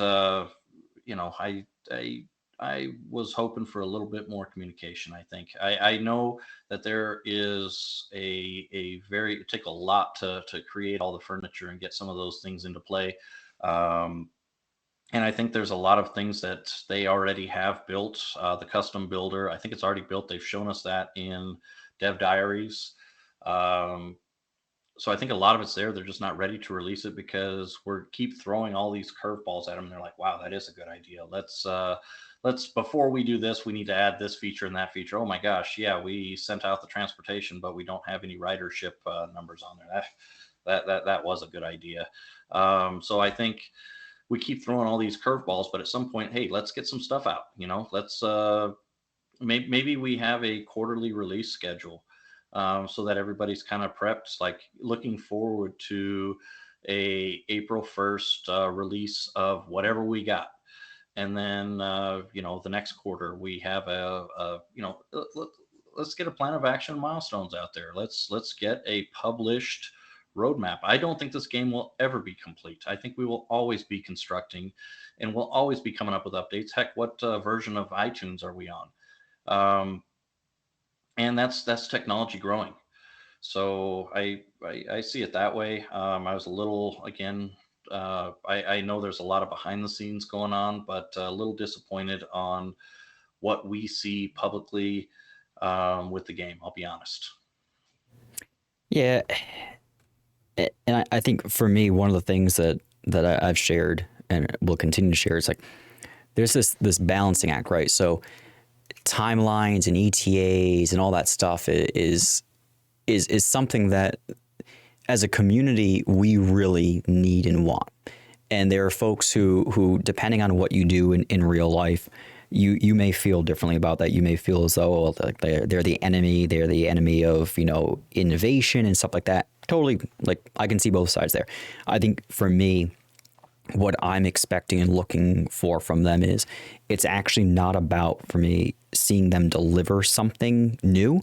It's about seeing them day in and day out establish a new paradigm of accountability to themselves and to the community that says, I understand that something may happen and I'm going to be late on this deliverable, but we care enough about you and we take enough pride in our work and our brand and persona that we're going to stop and sit down as a team and say, what's realistic? And we're going to pressure test that timeline 13 different ways to Sunday.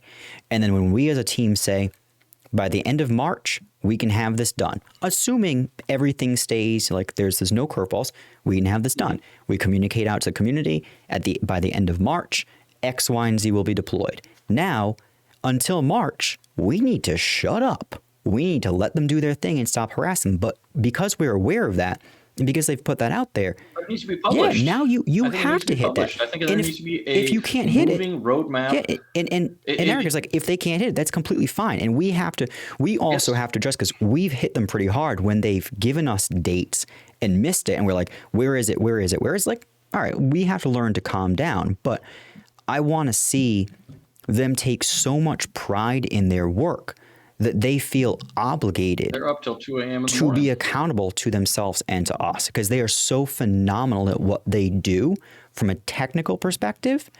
This is like that piece that's missing, that if they could just figure it out, this game will grow and Super simple. sustainably on its own. It's super simple. I mean, all we need. Let me pull up the Discord over here real quick. So underneath, I'm pulling up Discord. Right underneath announcements in the Discord, put one called roadmap or moving roadmap, and that be, hey, I clicked something and my picture changed. So maybe that's. Let me try it again. Let's see if it messes you up again. I'm gonna click over here in the stream chat. Just clicked. So in 10 seconds, let's see if my picture changes. Right underneath there, it needs to have a roadmap. Hey, these are the 10 things that we're currently working on. Maybe with here's our progress. We're 70% complete, 85% complete. And then this is the next push or release or version is scheduled for March 2022. It will contain these 6 things with a little progress bar or some sort of reporting on XYZ. And, and then, oh my gosh, Baba just came up with a great new idea. This. So then it gets slid in there. A couple other things get slid down. And this will make the release, or this, we've now moved these 2 topics down to a Q2 release or a Q3 release because they've been prioritized differently by the community. And that's what Baller was getting into, was governance. They have said there was going to be a governance feature. I don't think that it looks the same way that I have it in my head. But at some point it is their project, and they need to decide what the importance is of the different ideas, right? But it would be nice to know this release is scheduled to come out on XYZ date, and here's the things that are going to be on it, and maybe looking out 2 or 3 releases. And things can obviously change, and as the difficulty factor, they can get moved up and down in the release date. But to be able to publish that in Discord in a place where there's no commentary, so it is their channel to where the chat is closed. We can refer these new players to refer to roadmap. What is it? Hashtag roadmap. That would be great. I think that would go so much for communication, and it wouldn't require them to daily be in there. I think the community covers a lot of the questions that come about. It wouldn't require them. We could literally tell them refer to roadmap, because if that roadmap that they've done it a few times and they put it in the general chat, but that gets lost. So have it posted and make it changeable, editable for them. And that would be a great way for them to communicate it to us. Absolutely. So I think one of the last things that I had shared in Discord was, that sense of let's close out the year, let's look forward. Obviously, Zera's mentioned a couple of times, like if Soviet time, or I guess post-Soviet era time, is different from what we see in the U.S. So, looking forward to 2022, I think from this point on, we all know that there is a massive opportunity in this game. I think none of us would be here if we didn't feel that way. None of us are so in love with the gameplay itself and not the financial component that we're saying, I don't care if I don't make any money, I'd continue to play this. But I think we as a community, like there's a couple things that, but before we wrap up this discussion today, I think I want to touch on. And one is, I cannot tell, and I'm sharing this because I want us to hold each other accountable, and I want to see everybody, whether it's me or some random new person in the Discord, held accountable. I cannot tell you how many times in the last 2 weeks I've gotten DM'd from somebody to say, what on earth is going on in the general chat. I have had more than 1, 2, 3, 4, 5 people that I've tried to bring, not me personally, these people that try to bring into the game. And because of the absolute disgusting behavior in general chat, people are turning and leaving.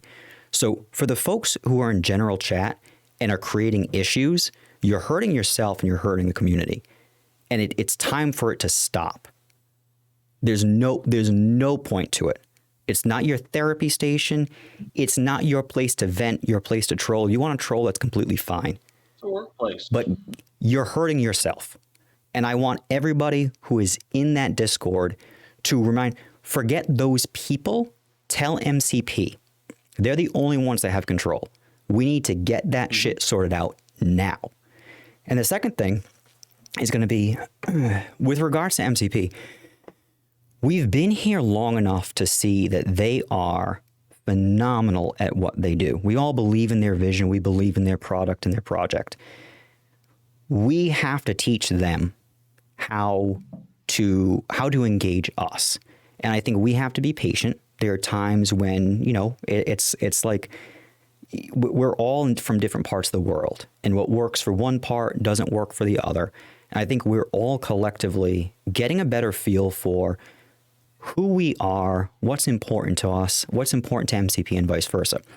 And I think 2022 gives us a phenomenal opportunity to start fresh and say, look, we've come so far as a community in the last 3 years, and even the last 1 year. Now, how do we start January 2022 in a great place and give ourselves collectively the best chance to succeed? And the way I see it is, I said the other day, January 3rd, tomorrow's Monday, I go back to work. That's when my new year starts. At the end of day tomorrow, when I do not have an update from MCP on when their vacation is ending and what the plan of attack in 2022 comes, I'm going to send them a note. And what I would encourage us all to do is let's not focus on the small things. What is it that we as a community, because we need to let them know, what is it that we as a community really, really want to hear or learn from them in this first week of January, in the first part of this year? So what I would love is, whether it be in chat now, via DM or chat, whatever the case is, share what's important to you. Let's make sure that they're aware. This isn't just us hassling and harassing them and saying, I need updates, I need updates, I need updates. What is it that you want to know? And why is it important that we know and understand it? What are we going to be able to do as a community? What are we going to be able to take solace in, knowing that, okay, they're back full time on January 17th, and the roadmap will be published on the 20th, and the next Medium article will be out before the end of January. Like, what are those things that we need? And let's share that with them. And I almost to the point now where, because of the toxicity in the general chat, just DM MegaCryptoPolis, DM them personally, and tell them what you want. Because let me pause. Let me pause you there, Baba.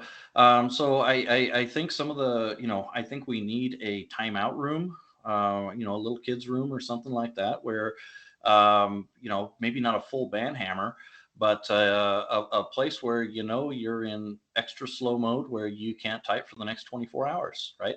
And I think we need to give those powers to more people. If MCP doesn't want to handle that, I've been in many chat rooms where they have those administration privileges. Maybe you don't give them the full ban hammer, but you give them a timeout mode for breaking XYZ community rule. I see no issues with that, and I see huge issues with those conversations to continue. I mean, it's if you're not talking about MCP, then do that on DM or do that somewhere else. That's really for gameplay, for onboarding new players, and I do believe that there should be a position inside of MCP, an administrator, maybe 2, 3. You need to set your schedule as according. To continue to help onboard those players and moderate. I mean, it's a free for all. It's cowboy country where there's no moderators. I would also add to it, January 3rd, heck, I'd like to see that roadmap right there on January 3rd. And it doesn't have to be super specific.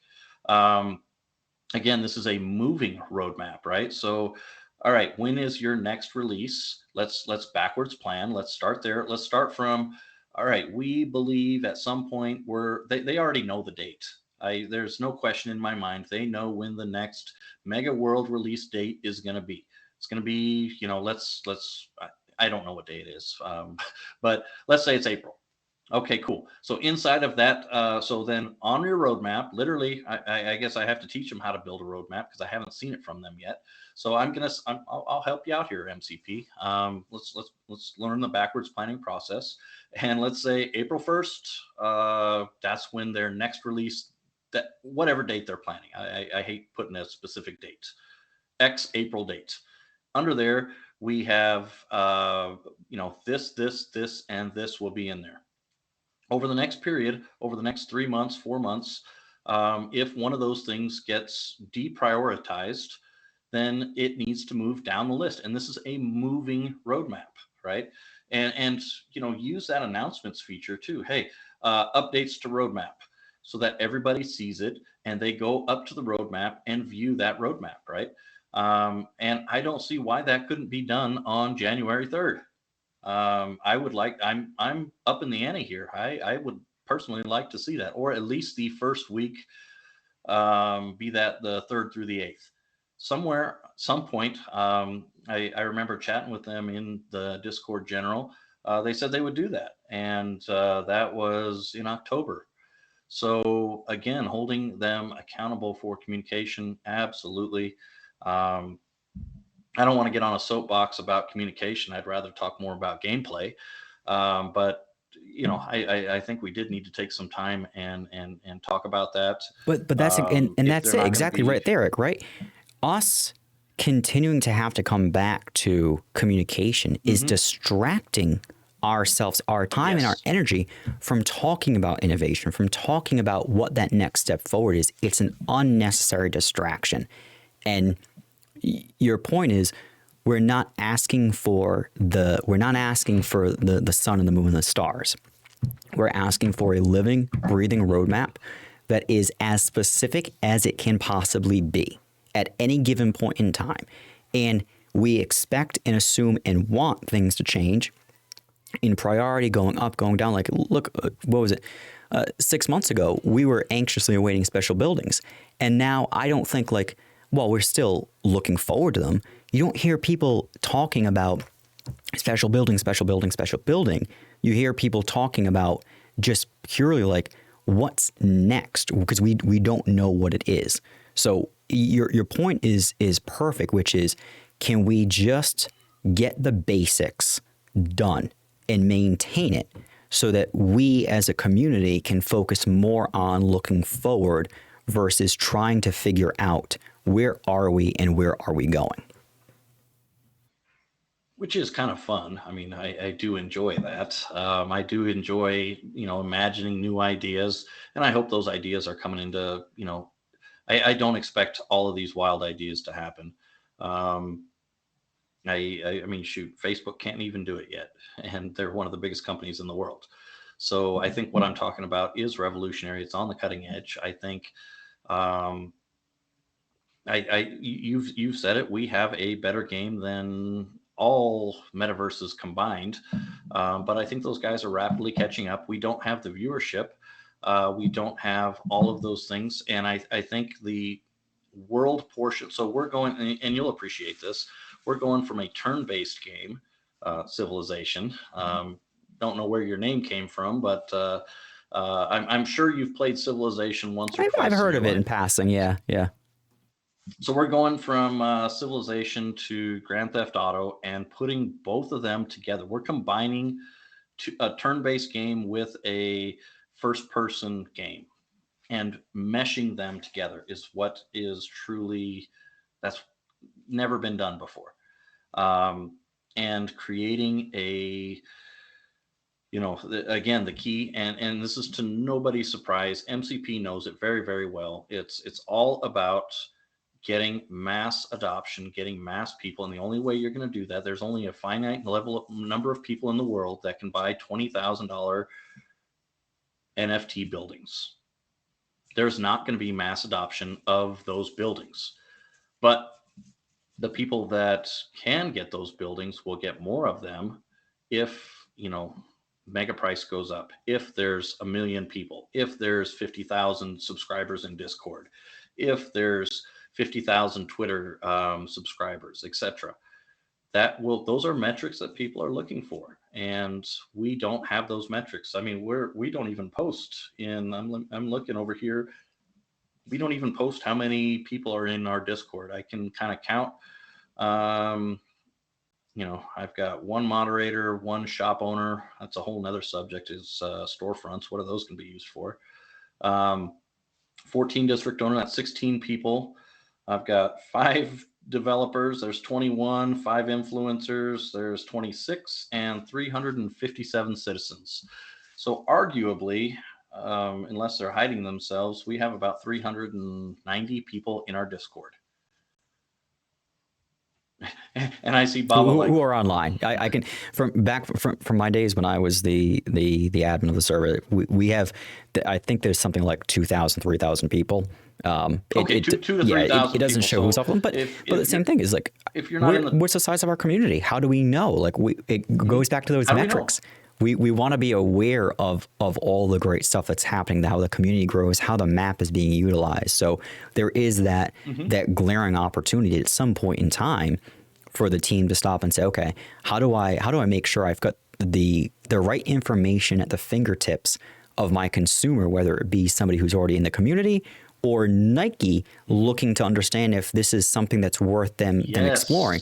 We are going to need that at some point. We can only get by for so long and get so far without those critical data points. And it comes to those social things. You talked earlier about the citizen and how much pride they're taking in the citizen, and I've bashed them a little bit. I think for us to feel like we are in the same room, for us to get to the quality of where it's in my head, I don't know what kind of computing power, what kind of, if that takes up too much computing power, that's why we don't do it. That's probably my guess, to have all of these 3D rendered people doing all kinds of gestures and all of that.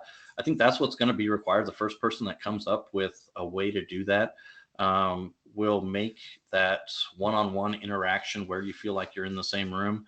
The gestures, those will be important. I don't think we necessarily need to be there right now. That's definitely not what I'm suggesting, but I'm talking about 10 iterations, MCP 10.0 or something like that, right? But build the framework now to start getting towards there, and have some speed ups, some in-game developing speed ups by using those third-party developers to help you. It's going to be an interesting year. I think we went through a transformative year in 2021. We saw a ton of stuff change in the game for the better.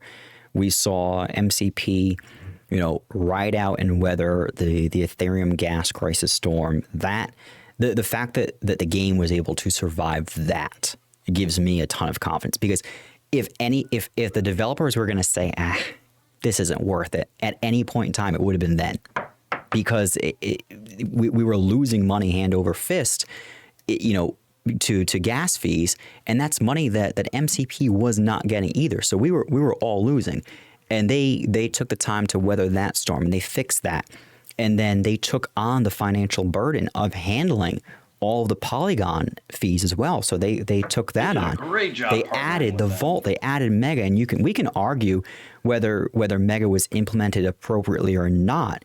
But the fact is, when we look back and we zoom out to that larger time frame, 2021, they did amazing work. Let me pause you there, Baba. That was 2020. Was that 2020? Those were all 2020. Yes, those were all 2020 creations. So 2020, I would argue, yes, very good year. 2021, I've been disappointed. Those were all 2020 creations. Yes. All right. So what are they delivering in 2021? Now I'm curious. So 2021, I listed it tagging MCP. So I listed it. The 2021 deliverables were, and there might be some people in chat that can help, but the Mega World demo, and I believe Mega on Tron, deliverable number 2, if I'm not mistaken, because it came later, or a marketplace. It was a adding Tron. Again, I'm not well versed in the Tron space, but adding it to a market space or something like that. And I believe that's it. I mean, and the hot fix that recently came out in December. But other than that, I don't know if I can name anything. Mega World demo, that was the big one, and a few articles. Yeah. You might have just got me That's fired why up because everybody's up in arms. I've been letting them off the hook because I in my mind that stuff all happened this last year. Transportation. Okay. Thank you, Max. Thank you. That was one of the bigger updates. Right. Okay. Okay. So there you go. Okay. So those were the major updates. So yes, in your mind, but that's all 2020, Baba. Man, the years are they're blending together. They are blending together. It's a post-COVID apocalypse. So transportation, Mega World, which I mean I think too, Mega World, like where it's at right now, is not massive, but there's a lot of stuff they haven't. Yeah, exactly us. Right. They have built a lot of stuff. Yeah.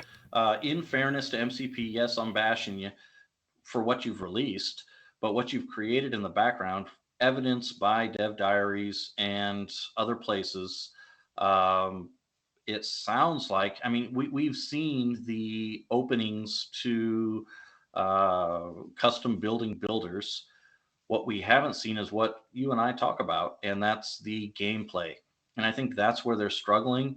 It sounded like they really wanted to talk about let's talk about the recent chatter right before the new year.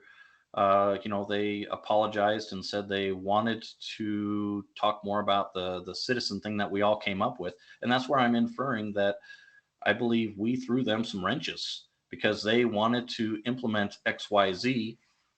And all of a sudden the community is like, no pine cones. Sorry, Pink Moon. I'm sure you wanted the pine. That's being a little specific, but yes, there are people that might, but they're like, wow, this is a huge opportunity. And I believe it became more complex than what they originally anticipated. So in an instance like that, I would say there are some things that are less complex. We've already done the transportation update. What about the Forgotten Factory? We already have the mechanisms in play that would affect the microeconomy to start building car parts.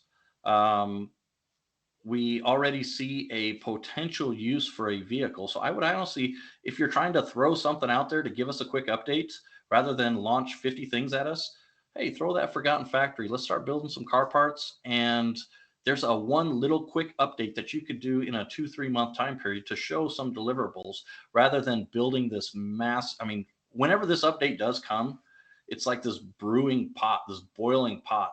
Because again, they have probably 50 tools that they've built and not released because of, oh, by the way, put this on there. Oh, by the way, put this on there.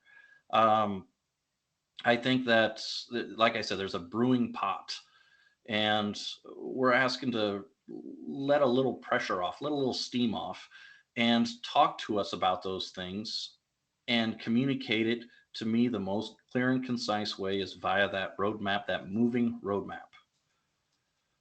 I like the analogy you've got there, right? Which is they do have a tendency to spend a lot of time on a lot of things, aggregate them together, and then release them.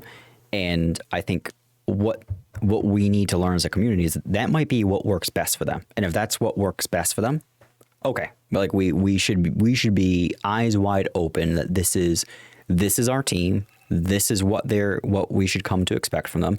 And it's like that girlfriend or partner that you have, that they are who they are, right? And there's only so much that you can influence or inspire them to do differently at some point in time.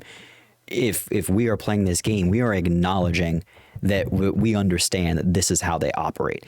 But by the same token, I think what we're trying to share with them, Eric, is like you just said, we don't love 3 months of nothing and then a month of everything and then 3 months of nothing and then a month of like, we as a community, we need little snippets and leaks and little additions and stuff to kind of keep our appetite there. Dev diaries. Yeah, awesome. in the every dev 4 diaries. days. I literally counted the days in between posts and was like every 3 to 4 days. I was like, it's been 4 days. Where's my dev diaries leak? Where's it at? Where's it at? And I always wanted to be the first one to put the little something. And you know, I see a lot of I think the community would get excited with some giveaways.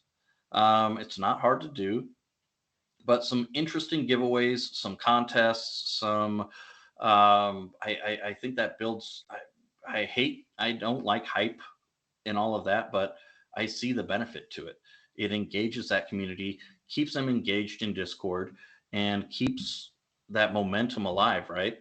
It focuses our energy and our brain power, because now instead of being distracted by what we don't see or what we don't understand, we have a chance to all talk about what we collectively do see. So when they show us a snapshot of what the constructor looks like, now all of a sudden we can all think and talk about, oh wow, like I see, right, there's lots of materials, and oh, that building's going to require a ton of steel, and that one's going to require a lot of stone. So we can start to put things, bits and pieces together. Well, then we start gaming the game, right? So then we start, and by gaming the game, I mean, we're like, oh, what does that mean? We literally, any article that comes out, we dissect it to the minimist, like where is the period, comma, and exclamation point put? Did you notice they bolded this sentence versus that sentence? Maybe this is going to lead to that, right? So that it does create speculation, right? Absolutely. So I think we're probably going to wrap up now, but before we go, I think Zero, when we talk about like how we hold them accountable, I think there's different approaches we can take. And what I've learned over the last couple of years is coming in with a firm hand, it doesn't accomplish anything. It's not productive. It's not constructive. I think the way for us to hold them accountable in the new year to start is to show how much pride we take in being part of this, and explain and share and show them why we are so excited for the next update, and why by them giving us more information, it allows us to go out and spread the word and amplify and continue to be excited. And I mentioned yesterday in the stream with Pink, like for me as a content creator, the energy that I need to get up and be here every Saturday and Sunday to talk about this, I need fuel, and that fuel is information from MCP. Without that information, without that communication, I get nothing. Because this is not a game that you can go into tons of detail. Like there's the game science, but we need that fuel from them. So I think we hold them accountable by first and foremost showing how excited we are, how appreciative we are at the fact that they've evolved this game from something that was very basic to something that is highly complex and poised to be a game changer in the industry. And then instead of us posting in the general chat and I think venting our frustrations there in a potentially non-constructive manner, we start by DMing them. We start by sharing our very candid thoughts, ideas, and hopes with them via DM. And if they don't respond, that gives us, we say, okay, we can acknowledge that and we can take the discussion to here. We can take it to Discord in a constructive manner. But the one thing I would just say is we need to be mindful that us collectively as part of the community, we're established. We understand what this project is and isn't right now. When we are trying to hold them accountable, we have to make sure that we're not doing it in a way where somebody who is brand new, we're polluting and contaminating their view of this game, because behind our frustration is a ton of pleasure, is a ton of happiness and pride, and that's not coming through. So I think we hold them accountable by sharing what it is that makes us so excited about the future, and try to inspire them to really be fueled by our excitement versus coming at them with a stick of our frustration. That would be the first thing. And then the other thing too is like we mentioned in chat, there's always as players, we always have options. We speak with our wallets. We speak in many different ways. And on the topic of accountability, I think we also as a group have to be accountable for ourselves. And right now, where MCP is failing with communication, I think we ourselves are also failing. We're failing because we are allowing our frustration, or we're allowing our excitement to get the better of us, and we're using Discord as a personal therapy station, and it's not constructive.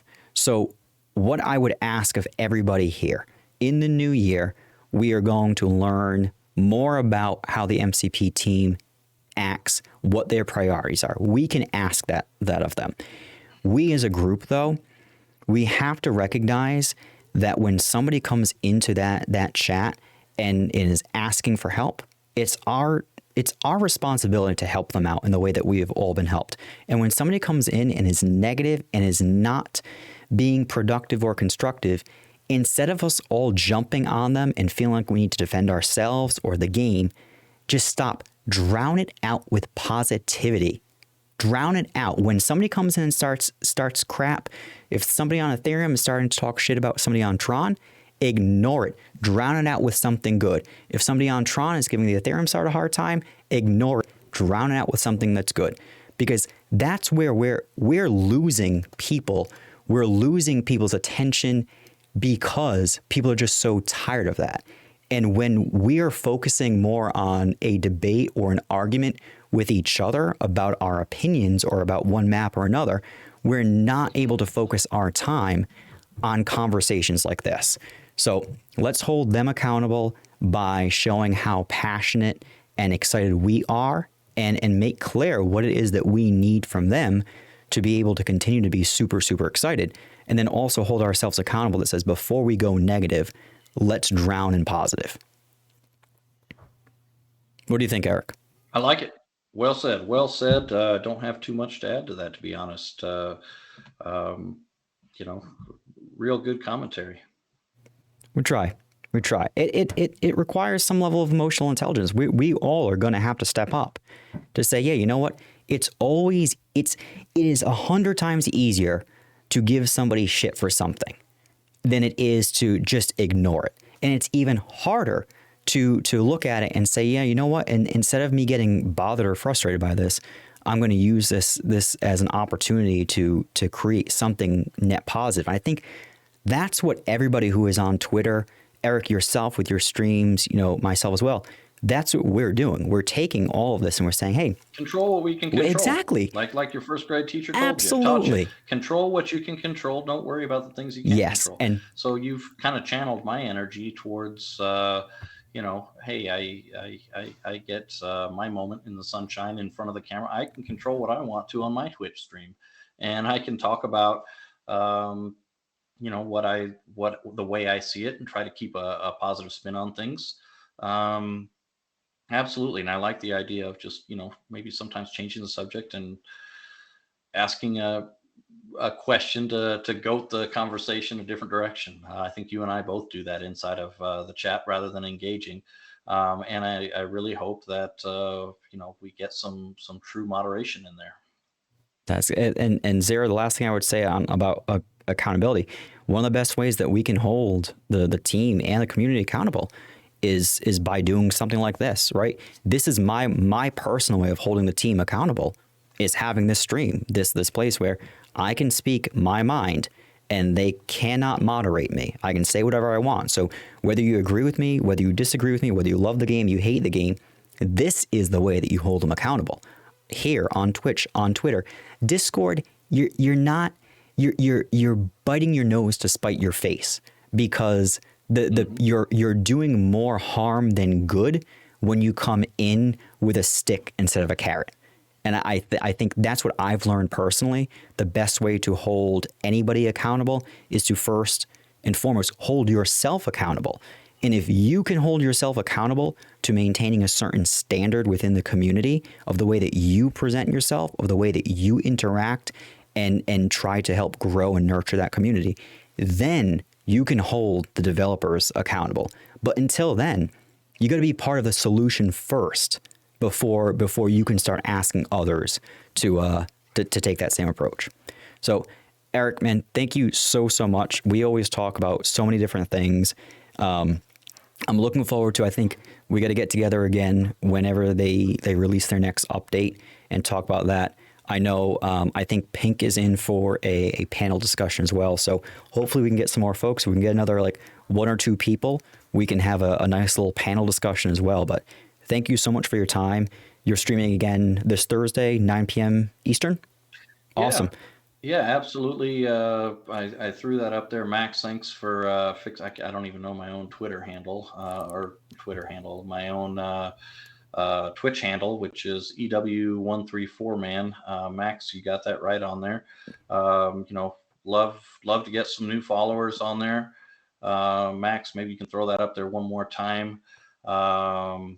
I might, if anybody's still wanting to talk MCP, I might throw up a quick one here. Going to be talking about some of, Baba, if you don't mind, I'm going to be talking about some of the MCP HQ stuff on my channel, some of the tools that Jericho made, and kind of walking a quick tutorial and what that's used for.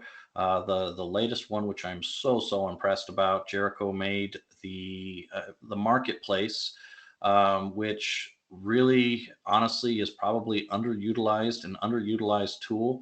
I want to talk about that and give him some space and time to chat and show people why it's important and what it is doing, because it's going to create not just that. It really takes the first page when you sort from lowest to highest and makes that almost irrelevant. It shows you the different traits and the importance and the complementary traits and allows you to find those things quickly. And I want to show people why that's important, how it's important. So stay tuned for that. It won't be long. It'll probably be, 20, 30 minute little quick spiel and even the IP simulator, and just walk through those tools so that people understand where they are, how to get to them, how to use them, and what they're used for. So I think that'll be cool. And some of the other, I'll just kind of peruse your page and give you some free marketing for the page over there, because I really love what you've done. And again, using that positive energy. I like what you've done, and I want new players to understand why this is important. And like I said, give Jericho a little bit of time in the spotlight, and kind of go from there. So that'll probably kick off, I don't know, in the next 20 minutes if anybody else wants to join. If not, it'll just be me talking to myself. Amazing. Eric, thank you. Everybody else, thank you so much for joining. We'll be back again next Saturday, so 11 a.m. Eastern, and then Sunday as well. We do have a district that is up for auction on Tron, so I will probably take one of the streams next week to do an overview of that district so everybody can start to get prepared. And then the other day is still open. So hopefully we get something from MCP that we can react to, and we'll spend some time talking about that. Otherwise, we'll see what the week brings. But cannot thank you enough for all the support, for all of the great chatter, all the great opinions. I love that everybody has their own opinions and finds a constructive way to share them, because where we are as a community, we are so much farther along because we've taken the time to think and share and respect each other's opinion. And for me, that makes this whole thing so much more worthwhile. So I hope you have all had a phenomenal start to the beginning of the year. This week, I'm expecting big things from MCP to come back to us with some guidance on what we can expect in the first quarter of the year. And in the meantime, keep it positive. If you need to vent, DM me and vent. Say whatever you want to me. Send it to my DM. We'll handle it there. And let's just help each other really take back control and make that Discord community a place where people truly love to be there and feel as though, that whether they agree or not with each other, this is a safe place where we can all discuss our thoughts and feelings in a constructive manner for the betterment of the game. So I wish you all nothing but the best for this weekend and next week. I'm gonna rest my hand here, Eric, because I have had to readjust your window, I think, about 100 times now. So the next couple days, I'm gonna figure out how to prevent that from happening, because I'm gonna admit, I was blaming you. I thought you were doing something. You're not doing anything. It's me. So, well, yeah, I was actually gonna say, like, can you just, for the entire stream, can you keep your hands up so you're good? All right, everyone. Thank you so much. I will catch you all next weekend. Have a wonderful, wonderful, wonderful 2022. I'll see you later.